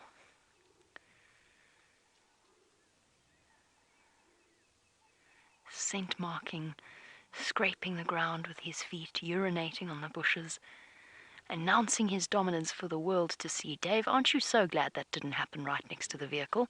I know I am. It wouldn't be the first time we've been scent marked by a lion accidentally. It does happen. It would for all the world be a lovely couple scene, if not for the fierce sounds of her growling. Ooh, is she ready? No. She's just sitting down again. I thought for 1 second that she was going to let him mate with her. Not yet. Oh, flop. One frustrated lioness. So while we reposition for a better view of our lovely lions and see what they get up to next, and hopefully they decide to roar for us again, let's head back to Tayla and see how her adventures on Cheetah Plains are treating her.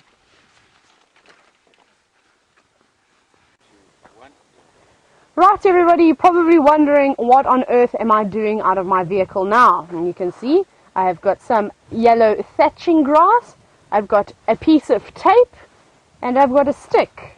Now watch what I'm about to make. I like to invent little things as we go about, and I don't feel too bad about pulling the yellow thatching grass out of the ground, because it is not very nice to have around. They sort of take over areas, and nothing eats yellow thatching grass. Now I'm making this device because above me are some community nest spiders. Have a look. Now I'm tallish, but now I'm not tall enough to reach the tops of that net. Now I don't want to use my big stick because I think that I may damage the spider web. But what I'm going to try and do is I'm going to try and entice these community nest spiders to come out of their nest. That's why I've used something small like a piece of grass that won't damage them too much. Now watch very carefully. I can already see one. Let's see if the rest of them come out. What should happen, oh there they come, they're slowly starting, is a whole lot of them should actually come out of the nest in order to try and help take down some prey. Normally they're going after things like moths. Come on, I think they know exactly what's going on. Come on, there's more coming, they're slowly coming. Let me go down a little bit further, give it a bit of a rattle. There we go, that's what I want. Come on, spiders, show us.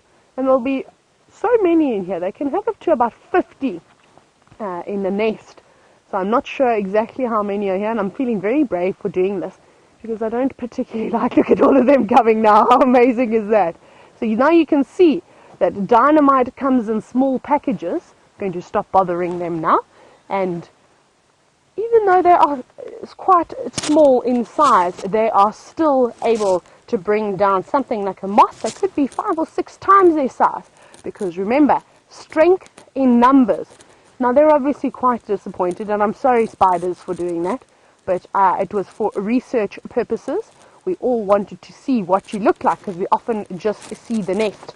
I'm going to come back to the vehicle, and I hope you enjoyed that little skit. I took my tape back, everybody. Mustn't litter when you're in the bush. You can bring it back to the vehicle, where it will live in my pocket now probably for the next few years. And I will always remember that a precious sighting of the community nest spiders. Oh my goodness, I'm coming apart now. I suppose that serves me right for waking up the spiders. Let me get plugged in. Where are you? Right, come out of my pocket. There we go. I can breathe again. I'm plugged in. Pretty amazing. So I just thought I'd have to show you those little spiders. Now we're still looking for anything and everything. We've probably only moved about 30 meters since I last spoke with you. I'm finding all these amazing little things that we don't normally see. Everything's sort of coming out now that the weather is finally warmed up, and after everybody was a bit shell-shocked, I think, from that cold spell that we had yesterday and the day before. I wonder what else is going to pop out in front of us this afternoon. Nice drainage lines along here too, which is always a good spot to look for a leopard. Even though I'm trying to take a break from the cats today and just to appreciate what else Mother Nature has to offer. Those of you who I've ever guided before and have been on holiday know that I'm one of the cats. Now, a question that we've been having over the last few days, and I've spoken briefly about it, and Jen would like to know, when are the chameleons going to come out? Now, Jen, hopefully soon. It's starting to warm up quite a bit, and if you have a hot enough spell, you may even see them coming out a little bit earlier. So we are in September. I reckon by the end of October we will be seeing them every single night, and they'll be out back and forth. And it's always a wonder as to where the chameleons go in the winter months. And because I've never really seen any chameleons in winter, and normally in summer when we're looking for them, we're trying to spot them on the edge of the branches which they come out and rest on. Now they must go into some of these trees down on the ground and the leaf litter, maybe some of the vegetation that still has a bit of leaf color hanging around on the base of the trunk. And I once met a man who actually worked with him, a Shangaan gentleman, and his name was JV. Now I have to tell you a story about JV, everybody. The gentlest Shangaan man I've ever come across in my life.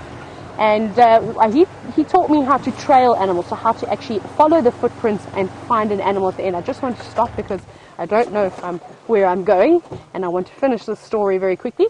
So JV and I were out, and we were actually tracking rhinos the one day, because white rhinos are quite fun and quite a nice animal to sort of start with when you're learning how to trail. And we went out afternoon, we were walking, and I joked and said to him, JV, I've heard stories of how you are the best chameleon spotter anyone has ever seen. Now down in the Eastern Cape, this is where I worked with him, he was a far away from home, we used to have a chameleon species called the southern dwarf chameleon, which is quite pretty actually. So maybe Google a photo of a dwarf chameleon. I don't have one on me, unfortunately. And he said, okay, easy. And I said, no, not tonight, during the day. And he looked at me, he said, no problem. And I laughed. I said, you're never going to find a chameleon during the day. It's hard enough to spot them at night. I kid you not, he found me a southern dwarf chameleon on an acacia karoo, so a sweet thorn acacia, within 30 minutes. I was completely flabbergasted. That happened almost 4.5 years ago now, and I still remember it like it was yesterday. What an incredible man that is. And I need to maybe meet up with him again so that he can teach me how to spot chameleons during the day, because that was quite impressive. It was in summer though, it wasn't in winter. So yeah, that's a little chameleon story. Let's quickly have a look at the navigation system, because we've come to a junction over here. Where are we? Little blue dot. Little blue dot. It makes me nervous when the little blue dot is not appearing anymore. Ah, there we go. Okay, we're going down this one over here, I think. Are we? Or no, I think we actually want to go on this one. We want to go straight. Yes, that's what we want to do. Let's carry on. I'm going to try and head around to three dams. Is it 3 dams or 3 pans? One of those. 3 pans road. That's going to be my goal, everybody. We're going to motion on over there. And I think Jamie's still sitting with the lions. See you. Possibly with some frogs, maybe.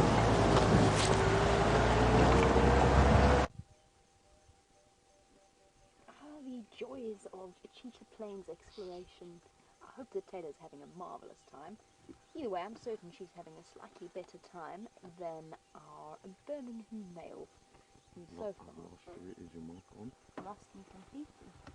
That's first unfortunate. Yes, my mic is on. Oh, that's off. Okay, there we go. I've got you on rifle now. Okay, cool. Alrighty, so I'm going to keep talking backwards towards the camera and watch the lions out of the corner of my eye. We figured out what the problem is, and it's a very quick fix, so bear with us for 2 seconds and it will be sorted out. Awesome. Dave, you're throwing batteries everywhere now. Dave just threw a battery at me. Not intentionally, accidentally. And we are Good to go. There we go. Awesome. Perfect. Would you like your battery back? Yes, please. Okay, I'll just pop it on your your pocket. Right, sorry everybody for that explosion of sound. I'm so sorry everybody. As you know, we've had some audio issues. We do apologize. We are aware. We are desperately attempting to sort them out. They seem to be certainly better than they were this morning. Let's put it that way. Oh, our lions have settled down for the moment. There's always an interesting moment when lions walk past your vehicle like they did earlier. And I think you'd be very foolish. It's a very blasé guide whose heart rate doesn't jump up when you end up in such close proximity, especially to lions that are growling at each other.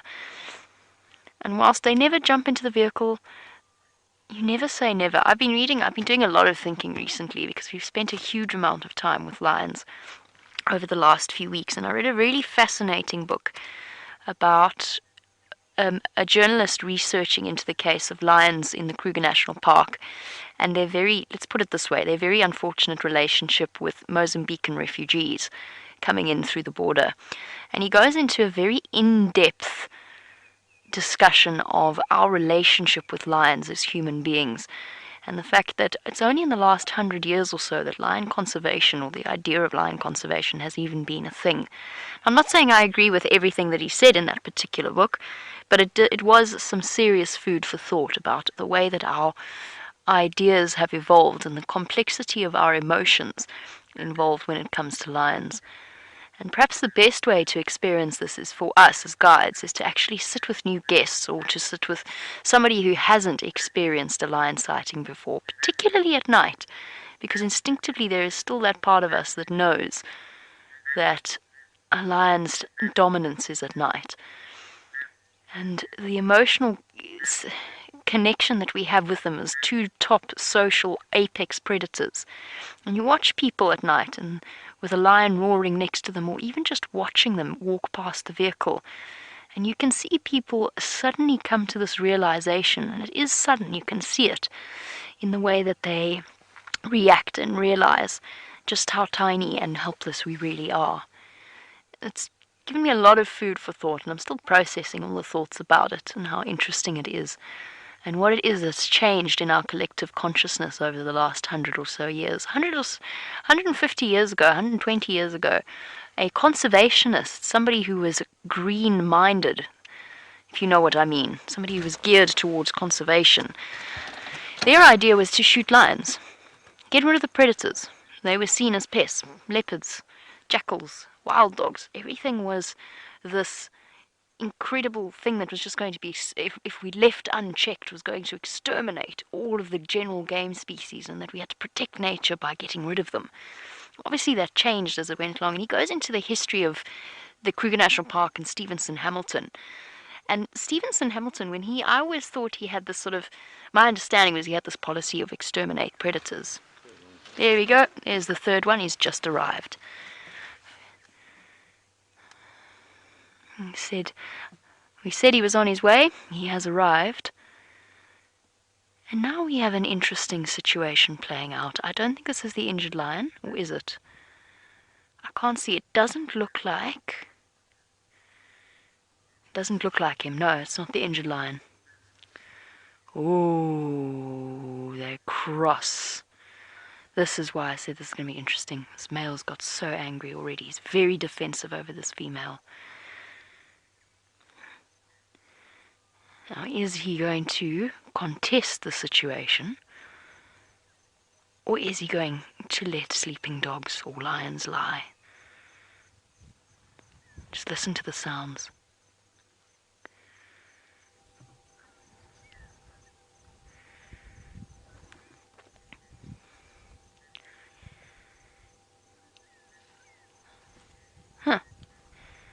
Head back down. He's stopped growling for now. I think he feels as though his message is communicated, and it has been, very effectively. This other male knows that he is not welcome to come right up to the female, but is he going to listen? Or is he just going to keep walking?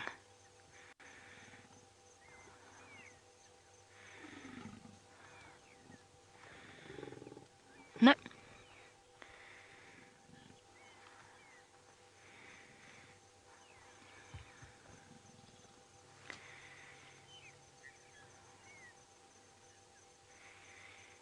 See it in his body language. Downward tipped ears. Not quite flat back yet. So I think the message has been received and understood. The third Birmingham boy has settled. So this is the lion that Tayla was with this morning, the male lion. He's one of the largest in the coalition. In fact, I think he may be the largest. But it's not all about size for our big cats. There's something about attitude as well. And for now, he knows he is not welcome. This female has been taken.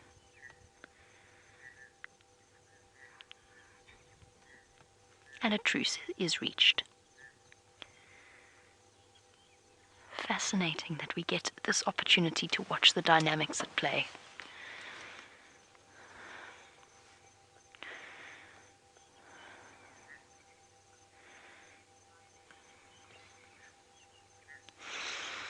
We have noticed a lot of infighting recently, whether it's Nkuhumas on Birmingham's or Birmingham's on Birmingham's.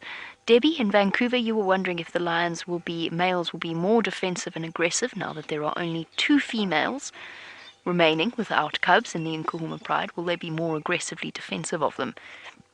I'm not sure. I honestly don't know the answer to that. When they first came in, of course, there were more than enough lionesses to keep them occupied. They basically could take one each with the Nkuhumas. And with the sticks combined as well, mating opportunities were thick on the ground, so to speak. Now, as you raise a good point. Now there's not that many options available. I don't think we're going to get a major spike in aggression towards each other. They're still a young coalition, they're young males. And this is their first year in power, so to speak, and I think they're still just figuring things out a little bit. I'm not sure that the number of females available is going to make a huge difference, but I could be completely wrong about that. And of course, it's not the sort of thing that you can go and necessarily research, because different lions, coalitions, will have different dynamics. Each and every single one will have a different approach. We'll have to wait and see. I would think that our third Birmingham boy, that is not visible from where we are at the moment, but he is not far away. Oh, hold on.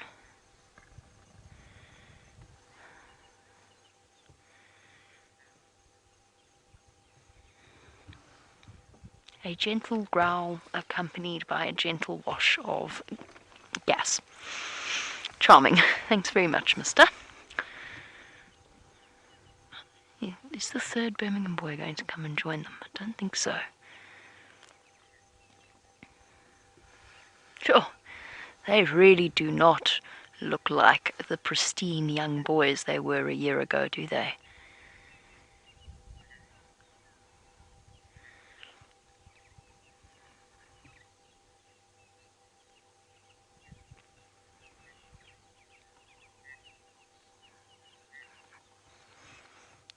A female could not be less bothered by all of this.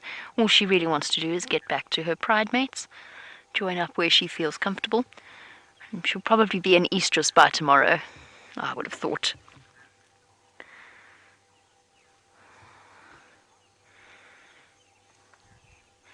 And Sean, in Ireland, let's have a look at this male lion's eyelid. You said that it looks as though there might be something wrong, that it's drooping or overgrown with hair. It doesn't help that he's dozing now. That hair is normal, those are his eyelashes, but I think he's got mange. This particular Birmingham boy, I've been umming and ahhing about saying that, because I wasn't 100% sure, but the closer we look, to me, the more it looks like what the sticks have been infected with. I think he's got mange as well. Not as badly affected because he's an adult male, but it has, oh look, he's actually got a puncture wound there as well. So that's why his eye is looking a little bit swollen and half closed, I think. These boys have been in the wars recently. Is that a puncture wound? I think it is. Yes, he is twitching his eye, it's slightly sore. Always male lions filled with nicks and cuts and scratches. He's got one on his lip as well. That, I think, is from the lioness. Oh, she nearly did a good job of splitting it open again. There you go. And they do heal up. It's amazing how resilient these creatures are. Speaking of which, and talking about injuries on the male lions, obviously the other Birmingham boy is the one that we've been watching over the last, not this one, but the one that when we first arrived in the sighting. He's the one with the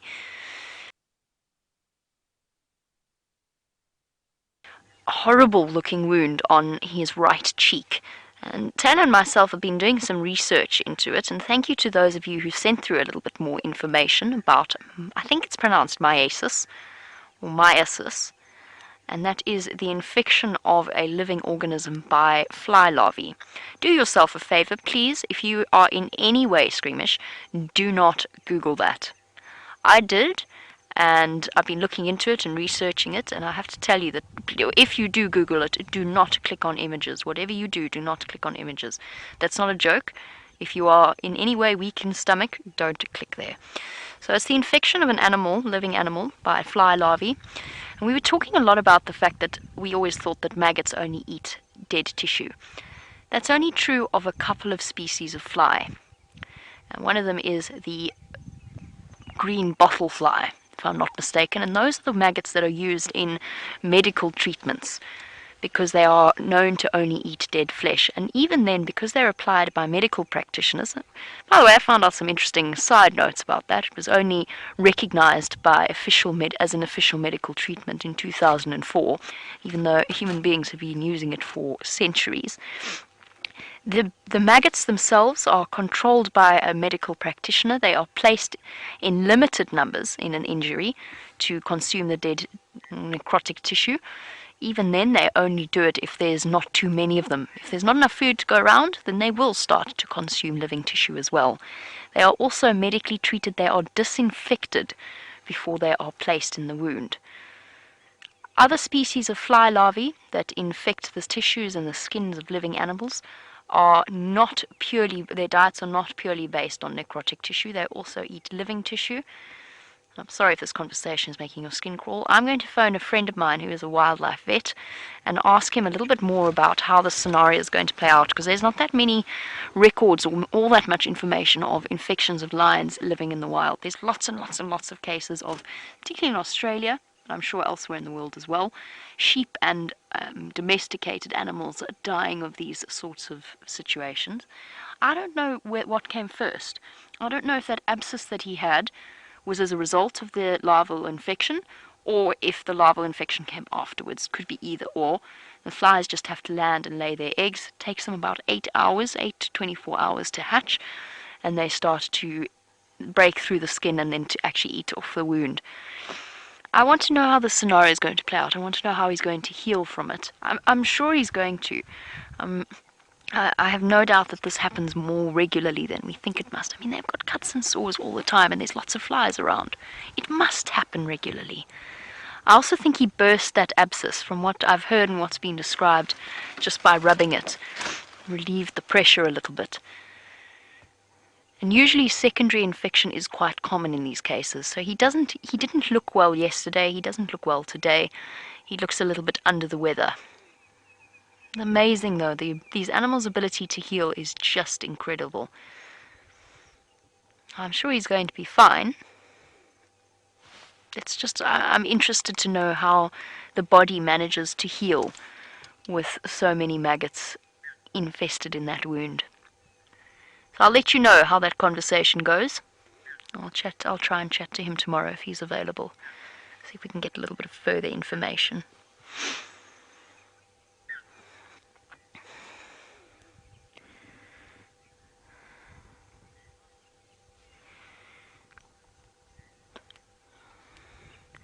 Now, Rose, you saw a documentary that said that tigers have antibiotic properties in their saliva. You were wondering if the same is true for our lions. I've been asked that before, and I haven't been able to find definitive proof, but I would say yes, it probably is to a certain extent. Obviously, it's going to be quite limited in terms of which bacteria that antibiotic material will respond to. And it's not necessarily antibiotic like we know. It's probably more antimicrobial. Microbial? Not the word I was going for. It's gone out of my head. It'll come to me in a moment. It's more just it does have a cleaning effect. But then at the same time, lions' saliva is also teeming with bacteria, or their mouths are teeming with bacteria. Oh look, there's our sack spider. I mean, we've gone back into the rain cover. I'm going to see if I can't get it. We saw him at the start of drive. Oh, he's gone. He's disappeared in. Sack spider's one of the nasty ones. But they're not massively dangerous. And they just have cytotoxic venom that does leave nasty wounds behind. Speaking of antibacterial and so on.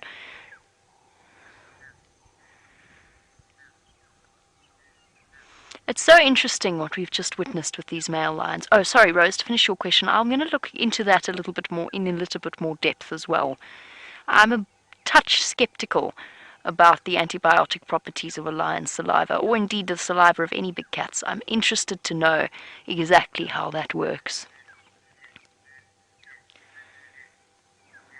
I know that lots of people have written in to tell me that cats and dogs' saliva, especially cat saliva, is also meant to have antibiotic properties.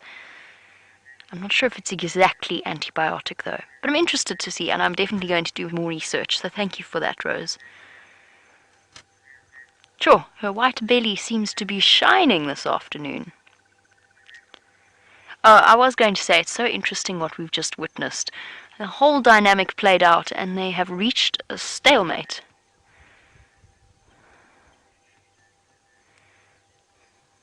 And he has established by just a few growls his dominance over this female. Now, speaking of diseases and such things, Christine, you were saying there's so much excrement in the bush.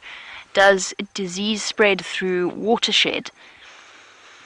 Possibly a little bit, although bear in mind that a lot of the excrement is actually, especially because it's the scat, it's the animal's scat, it's not really herbivore dung or it is more omnivore dung and predator dung that is unpleasant, feces and scat.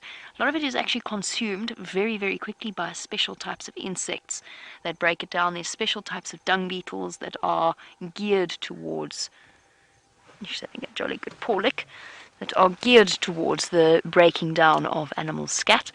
But yes, I suppose it's possible that disease does spread in that manner. But I think it becomes very, very dissolved and in very low concentrations. It's the spread of, in terms of water, anthrax is one of the things that often spreads in that manner. The spores obviously are capable of surviving in the most extreme of conditions. And vultures that often feed off anthrax carcasses go and have a wash in dams after they've eaten, and then they spread the anthrax spores into the water. I don't know much in the way of water contamination through or watershed and the spread of diseases from scat. I think it's quite unusual.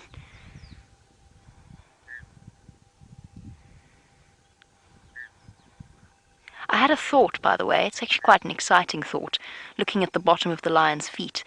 I've seen lots of really nice tracks in mud recently, and that is the perfect time for us. I happen to have several boxes of plaster of Paris sitting in our bedroom, and I think it might be quite fun to go and plaster of Paris some tracks and try and get some molds of the various tracks of the various creatures, whether they be lion, hyena, whatever else we happen to find. So I think that might be quite a fun project, and then we can gift them to James in the tent when we've had that opportunity. Did do it a couple of years ago with lots of different tracks, had a great time doing it. I just need to remember how to go about the whole process, because you've got to get the plaster of Paris exactly the right consistency. But don't you think that'll be fun? Have a massive imprint of a lion's track. It's a really nice idea of the shape of them.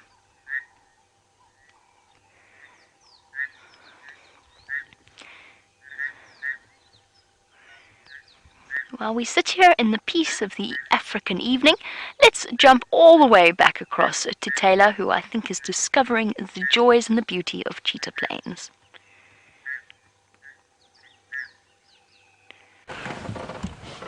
You are indeed correct, Jamie. I am discovering the beauty that is on this plain. However, there's nothing here this afternoon, but we've been sitting quietly now for a few minutes, and we can hear a lot of frogs starting to chit and chatter.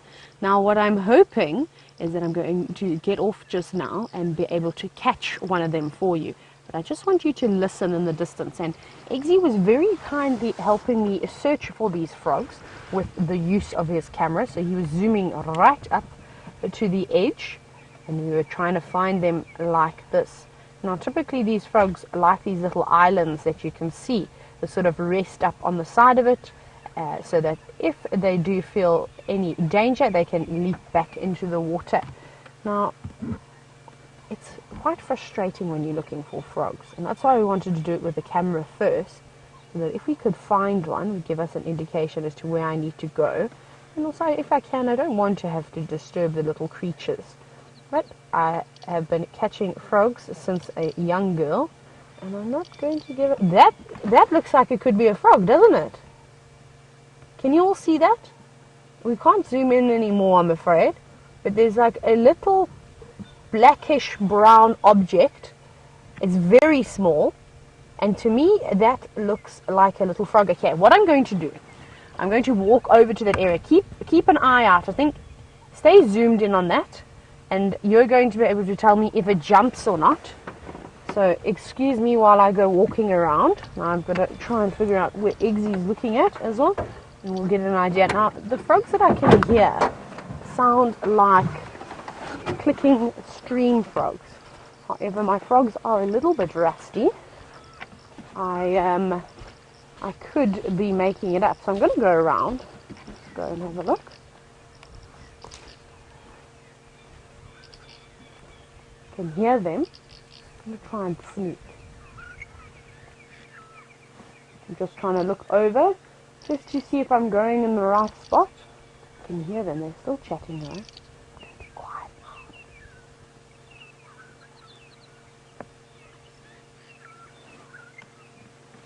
now. Just checking Eggsy to let me know if I'm in the right spot.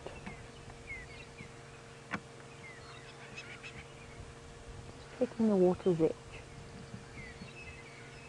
I really want to catch a frog for all of you.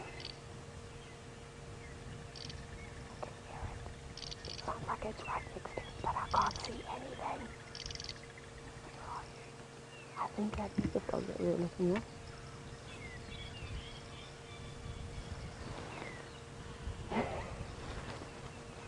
Is this what I was looking at? This thing here? Mm-mm. No. Further. Good, because that was a piece of dung. I can hear them right here, but I can't see them. I think these frogs are having a good laugh at me. Just No. Down here. Yeah. Whereabouts? Yeah? forward. Well, it hasn't moved, has it? No, no. It's obviously some dung that I've got here. Hang on, I can hear some more though. I'm going to just stand over here and look in the distance because I can hear them calling. Now, if it is a clicking stream frog, they are tiny little frogs. They're probably about maybe 3 centimeters big. So about that big. Really tiny little things. I can hear them still. And I know you're all probably thinking that I'm crazy, but this is what I used to do in my holidays. I used to catch frogs and tadpoles. The tadpoles were easier. And I always used to have a net. So I need to get myself a net again. That wasn't, I thought I got excited. It was just a stick. I'm just going to scan around the edge over here. Oh, they've gone quiet. Where are you calling from? I'm so confused. Eggsy, what's that in the middle over there? Can you see that? Is that a frog with its head out in the middle of the water? Can you see it? Well, there's only one way to find out. Let's see how good my aim is. No, that's not a frog because it would have stopped. It's a piece of floating poop. Come on, froggies. Where are you? What is that? I don't know what that is. Now, I'm always looking out while I'm walking along the edge here because you wouldn't want to bump into a crocodile, everyone, so you've got to be careful and just make sure that there's nothing around. Though it's not very common to see crocodiles so far away from the rivers. Just having a look. I can hear them. They're tormenting me. What are you? You are you a spider? Should I rescue a spider, everybody? Let me find a stick. Here's a stick. It would be very funny if I went in, wouldn't it? Got a spider. I'm coming. I'm going to do a loop, but I'm bringing the spider to all of you. Oh, this is not nice mud. I can see I'm going to fall over there. Where are you? Froggies, I only just want to have a little look at you and then I promise I'll put you back.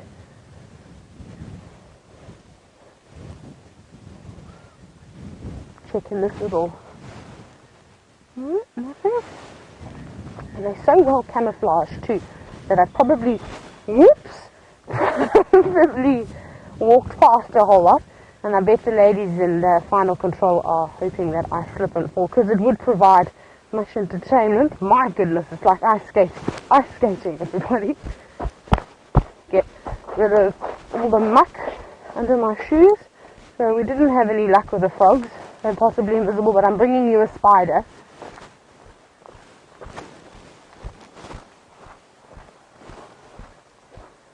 Can you see that spider on the edge? Can you see it? Is it awesome? Nice and close. I have no idea what spider that is, everybody. Maybe you can tell me. Maybe take a screenshot so I can see it a little bit later. So if you hashtag Safari Live on Twitter with a screenshot of this spider, then I can possibly identify it a little bit later and then let you all know in the morning. I'm just going to have one more look at it, just because I haven't really seen it. Now, if you zoom in to sort of its abdomen, it actually looks like it could be a juvenile velvet. Oh, sorry. It looks like it's a juvenile velvet spider, from what I can see. But I'll have to just double check. So if you can take a little screenshot for me. Trying to keep it as still as I can. But I don't know if you noticed, I can't help but move around all the time. I can now hear some bronze cacos as well in the distance. Oh, they heard me say their name and now they've stopped. We'll just have another look.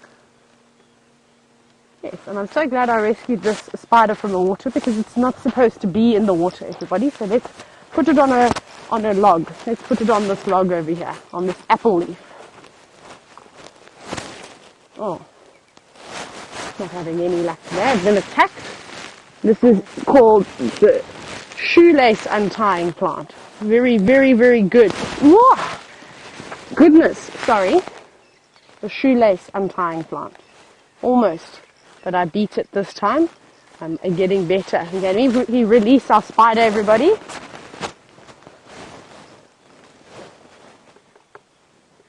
No, you don't want to go off. I don't want to touch you, though.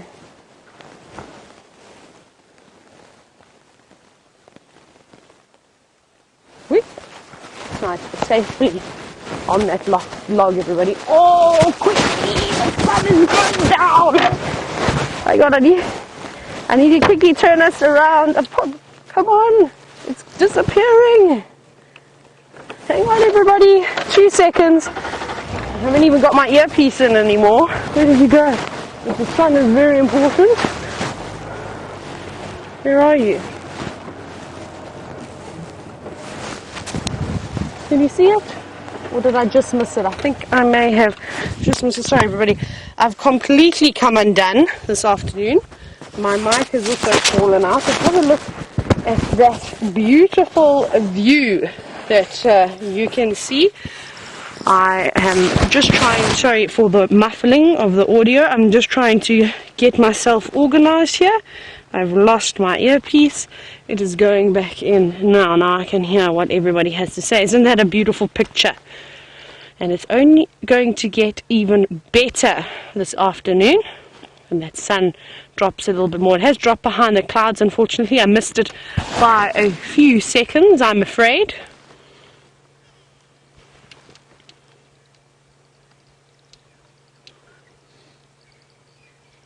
It's not good, I can't hear anything.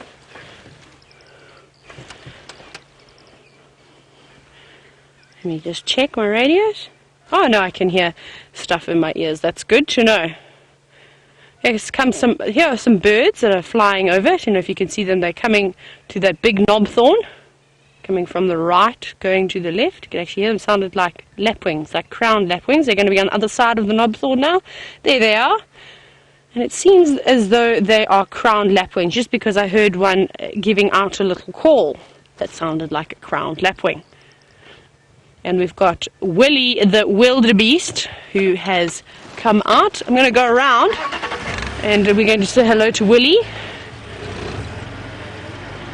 So it looks like it is a male wildebeest.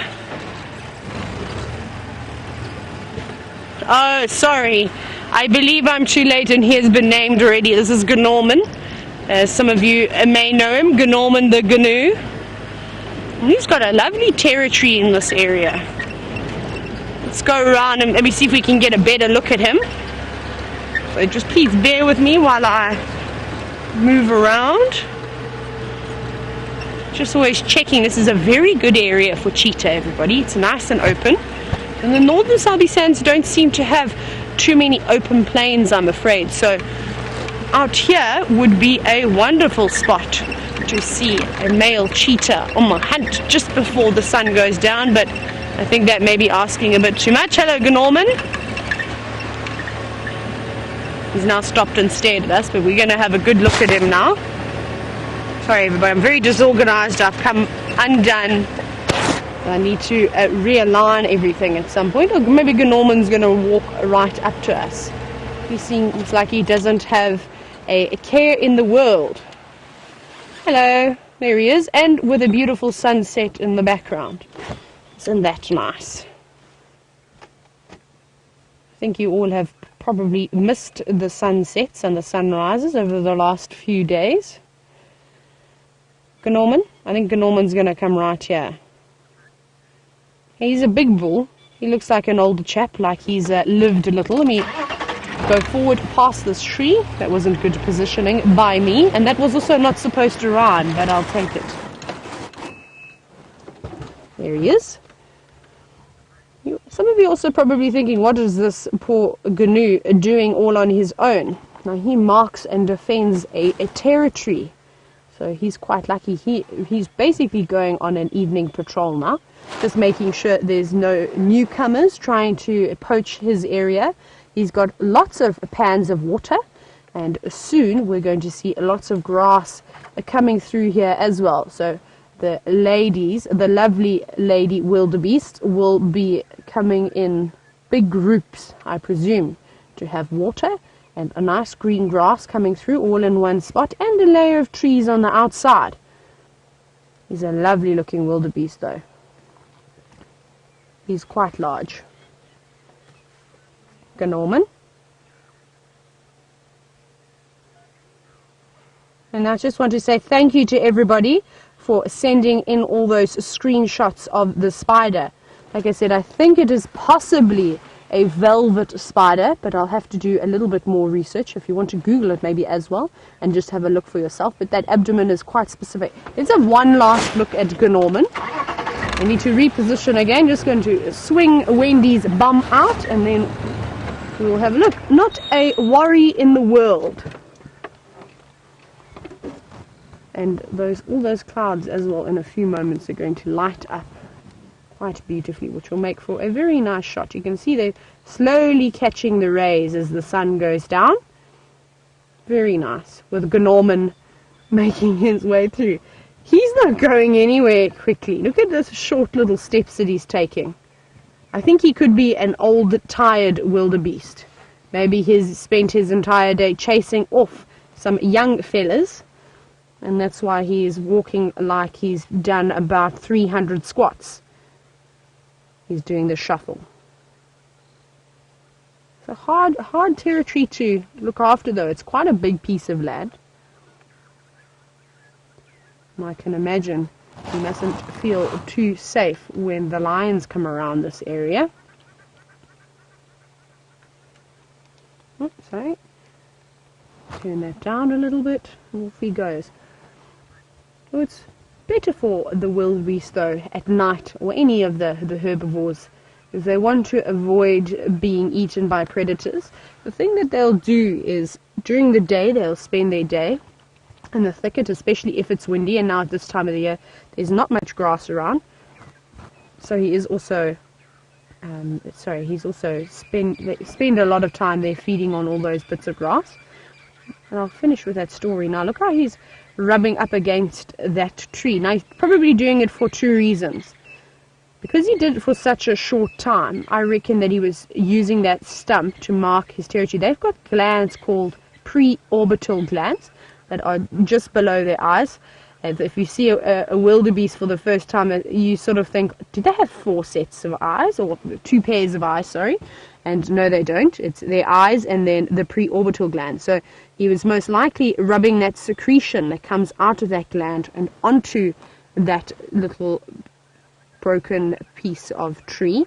And that's where he was going exactly. So maybe he's been marking it for a while now. And as I was saying, earlier, it's quite nice to have these big open plains, because at night, even if it is windy and you've done eating, it's good to come out to an open area, so that if a lion or a leopard or whatever may be hunting you wants to attempt to hunt you, at least you've got a good chance of seeing its silhouette coming towards you. If you're going to spend your evening in a dense sort of shrubbed area, that lion or leopard or hyena has got a good opportunity to try and sneak right up to you without you even knowing that it was there. Let's see where he's going next. Is he going to his next tree? And the second thing I was going to tell you is that he could also possibly just be having a scratch. But I think, here we go, look, he's going to do it again. See? He's obviously got his route that he's marking. He seems quite determined as he puts one foot in front of the other as to where he's going to do old routines. There you go. You see, rubbing those orbital glands on the base of that tree over there. Yes, just a quick one. Now where you're going. Oh, That wasn't even English. Now where are you going? Norman, the GNU. Are you going to have a good rub? That's quite nice to see. Normally you'll see them doing it on blades of grass, but I suppose there's no grass for him to do it on, so he'll have to settle for a tree. And I'm going to step over this log and carry on going. He's not letting anything come in his way this afternoon. I'm going to do it again. I'm going to reposition again, everybody, just because that is quite an interesting behavior to see. Oh, no, I'm too tight. Sorry, Wendy, old girl. Being a bit rough with you this afternoon. Now we can have a better view of him. Maybe you get some good shots there.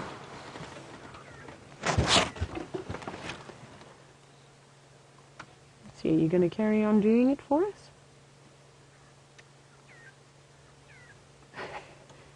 Oh, hello. Yes, we're still here watching you. That's a good bum shot, everybody.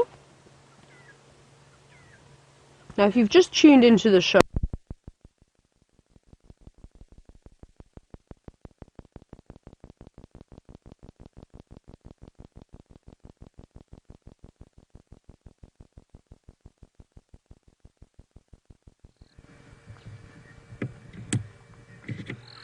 Yep. sorry, everybody. Can you hear me now? No, it was just Hello? It's battery. Yeah, just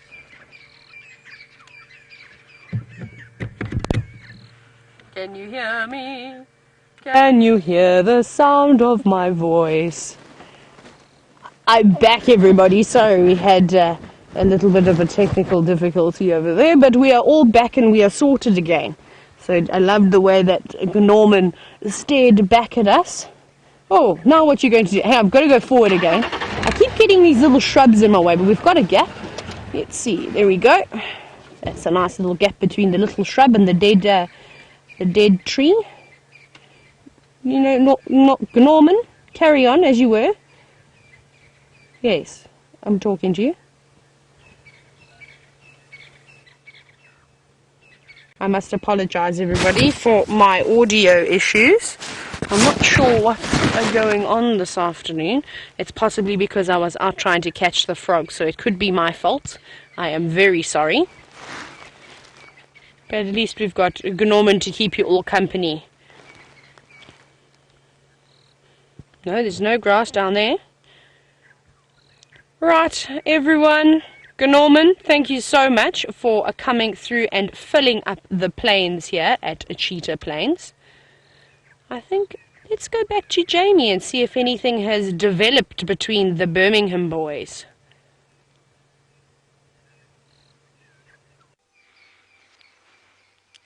For now, we still have the standoff between the Birmingham males. By the way, I hope you enjoyed your time with Norman the GNU. Ha! There, said it. Our male lion has got his head up, and I'm really hoping that at some point he is going to give us a roar. I said that yesterday evening, and there was not a peep from our male lions or our female lion. I'm hoping that this evening might be different, since they've already vocalized for us. I'm hoping that they might do it again and give you an experience of their earth-shaking roar. I'm not joking. You feel the vibrations through, well, if you're sitting next to a lion roaring, you can feel the vibrations through your chest. He is up. And I'm still wondering if he's not contemplating whether or not it's worth going to investigate that female.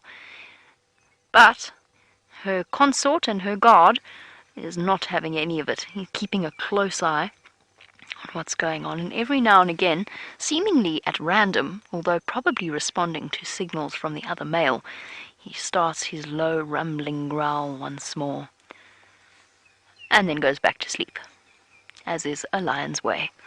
The female could not look more relaxed if she tried, on her back, white belly glowing in the evening light, looking ever so comfortable, doesn't she?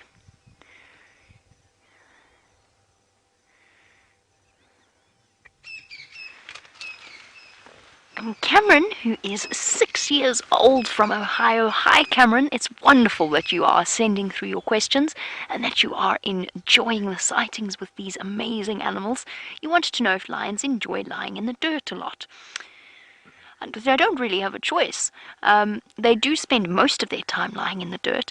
I have noticed that they quite often like to lie in sand or slightly more open patches, but sometimes I see lions lying in the weirdest places. When you look at them and they're lying underneath a thorn tree, for example, and there's maybe a nicer place to lie just a couple of meters away.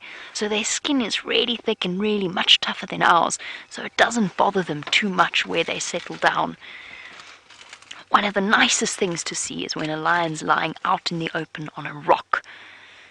There you go, Cameron. Lions don't mind the dirt at all, and they're capable of looking far more comfortable than I would look if I went and lay down in the dirt. But I suppose nobody's given them beds to lie in or seats to sit in, so they have to make do with what they have. Leopards are exactly the same. In fact, all of the animals out here aren't too bothered by a little bit of dirt. Our Birmingham male has his head up once again, blinking lazily. Heads up is a good sign. I wonder where the 4th Birmingham boy is. We've got all 3 together again for the first time in a long time.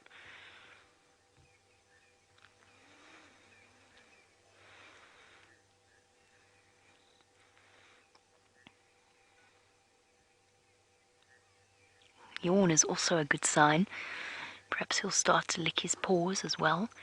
Ellen, you were wondering, while we have this standoff between the 2 Birmingham boys, whether or not there is a true leader in this coalition. Ellen's watching in Arkansas. It's a good question, and it's a question that is often debated. And each coalition will have different dynamics. There's usually the male lions have, yes, there'll be one that is slightly more dominant, but it isn't really reflected necessarily in their access to the females. So with a coalition like this, even with 4 members, there's plenty of females to go around and there's plenty of opportunities to mate with them. That's why the dominance is not as clear as it is in cheetah coalitions, for example, where only the dominant male cheetah will get to mate, and his brother is essentially there as his wingman, his backup, and to help maintain a territory. Male lions don't quite have that level of hierarchy in their coalition structure. That being said, there are always individuals with more attitude and more dominance than others. I feel, and I don't know what it was, I don't know if it's a personality thing, but in the beginning, when the Birmingham boys first took over, it always seems as though Scrapper, or Tukalosh, as he was known by the guides, seemed to be the one that was always in the thick of it. He was the one that chased the Nkumas from their buffalo kill. He was the one carrying around the Styx cubs that they had killed. And he always seemed to have a very forceful personality, and I think it helped that he looked quite intimidating with his black eye. Unfortunately, he didn't survive. He died of natural causes. We'll never know exactly what... Oh, look at that. So size and age might matter in the beginning, when a coalition first comes in, but personality is where it's all at. Scrapper was one of the youngest and one of the smallest of the Birmingham boys when they came in. I do think that they have different I really do believe that there's a personality factor as well. You see it with leopards as well. Look at Quarantine. Quarantine is a young male leopard, and he has already been seen in confrontation with Shimbambalana, the dominant male leopard and his older brother of the area around Nkoro and Cheetah Plains. Oh boy, he gave me false hope there for a moment. He looked so ready to roar. You know you want to. No, he doesn't. He just wants to sleep. Wants to have a nap. I did want to go and check up on the 3rd Birmingham boy, but I'm a little bit concerned we will lose track of these 3 if we do. The lioness, I think, is going to keep trying moving as it starts to get dark. I was hoping that he might have decided to come and join, especially when the 3rd Birmingham boy showed up.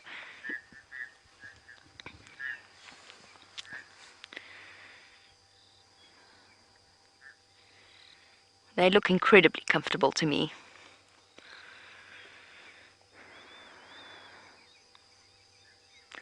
Alice, you're wondering what happens to a lioness that can't have cubs. That's a really good question. I saw it once. Look, it's a very different situation, very different scenario.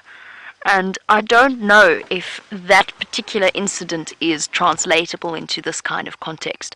And I saw it once in a closed system, not here, not in this area at all, but with a lion pride where they were researching into contraceptives. Because out here in South Africa, if you have too many lions on a closed reserve, not in a system like this, but on a closed reserve, you can actually do serious damage to your general game population and your other predator balance. So there are a lot of small reserves, and small reserves, whilst not ideal necessarily, form a hugely important part of South Africa's conservation. They make up a massive percentage in terms of protected areas if you combine them all. So it makes sense to go into research about contraception. And in this situation, a female was chosen and contracepted, and it had exceptionally unintended results in that the males kind of figured out somehow. She still went into an estrous cycle, but she wasn't fertile. And they figured out that she wasn't capable of conceiving offspring, and they kind of gave her the cold shoulder, and then the rest of the pride started to give her the cold shoulder until eventually, whilst not, it happened gradually, she was eventually pushed out of the pride. And she went on to move off. They couldn't find her, so they couldn't give her the next dose of contraception. She had cubs, she fell pregnant, and she never made it, she was never accepted back into that pride again. That's an artificial situation. I don't know if it's applicable to a wild scenario, but it does make for an interesting insight into the dynamics of lions. Do I think that the Nkuhumas would push out a female that wasn't fertile? I'm not sure. I don't think so.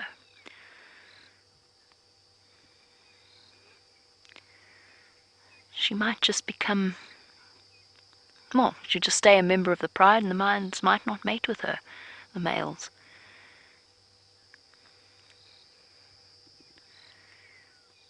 He has not taken his eyes off that female. While we wait for them to decide what's happening, spring is in the air all around, not just with our courting lions, and it seems as though Tayla has found you something pretty to look at.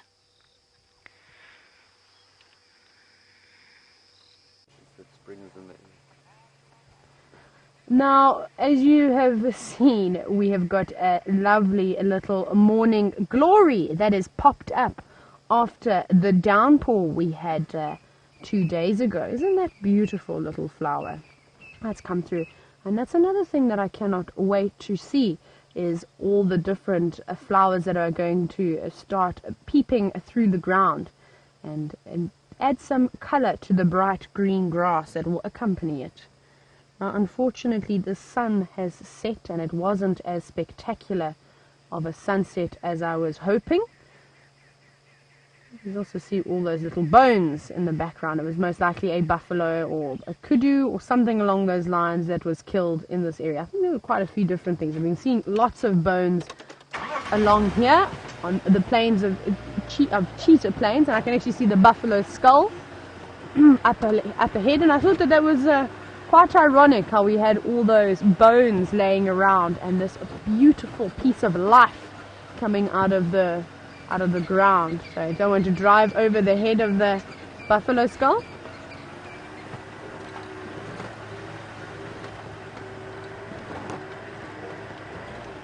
Cat from Napa wants to know if there are any Sorry, I cannot hear the name. It's Cat. Sorry, so I did get the name right. Cat, I just thought you were living in wine country, but you're actually from Tampa. No problem. Sorry about that, everybody. So, indeed, yes, there are flowers that are blooming after the rains, and we've just seen one now, the first one being the morning glory in the Ipomia family, and hopefully over the next few days we're going to see lots of daisies coming through. We should see some lion's eyes coming through too, and dwarf-eyed hibiscuses, sorry, and a few other different flowers too. and that will bring lots of butterflies around, which is going to be quite beautiful. And I'll definitely be showing you some of those flowers as soon as they start to peep through the ground. There's some really special ones, and surprisingly they are quite interesting. A lot of them have got quite a few different toxins to them. Everybody, as the sun has disappeared behind the dark grey clouds, I think I'm going to have to disappear too, but just for a little while. Now remember, there's no morning safari. We're going to be starting in the afternoon and doing a night drive as well, which is quite exciting. So I better get to bed early this evening so I'm well rested for our long day tomorrow. So from me, Tayla, and on behalf of Eggsy, I know he's waving a goodbye. I will see you tomorrow afternoon.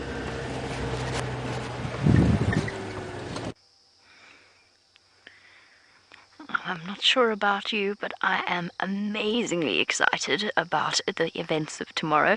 I can't wait to see how it all plays out, and who knows, perhaps you'll be with me for the very first aardvark sighting. And I mean the very first aardvark sighting of my life, since I've never seen one. And of course, trundling about at night is going to be the perfect time. And we're so lucky in that it coincided with our first rains. So who knows what incredible things could happen out here at night. For the first time, I think we're going to get a really nice idea of what happens while we're all tucked away safely in bed. I'm so excited. Dave, you excited? Oh, yes. Oh, yes. Very excited. But yes, I think an early bed tonight. Early bedtime. We haven't had the luxury of napping all day in the same way the lions have. So I think a good night's sleep will do us well.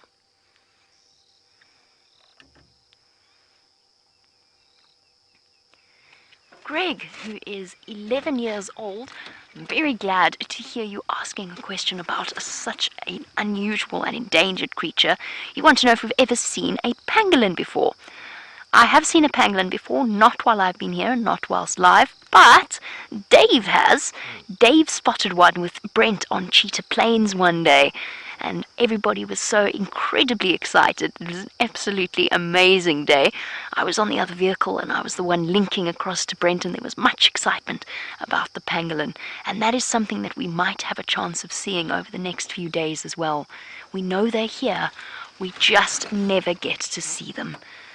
As our lioness stretches and moves around, I don't think our lions are going anywhere just yet. And unfortunately, unless they roar in the next 50 or so seconds, we'll have to wait until next time. Because it is that time of day once again where it is time to say a farewell and a thank you to all of you.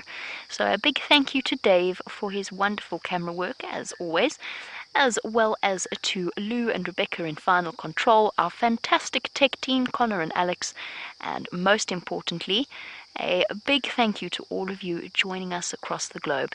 Your questions and your comments are what keep us going and motivate us, not that the animals don't, of course, but we are massively appreciative for them, and we thank you for your interest. And I hope you have a wonderful day wherever you happen to be in the world. We'll catch up with you tomorrow on the Sunset Safari. Exciting stuff. See you tomorrow.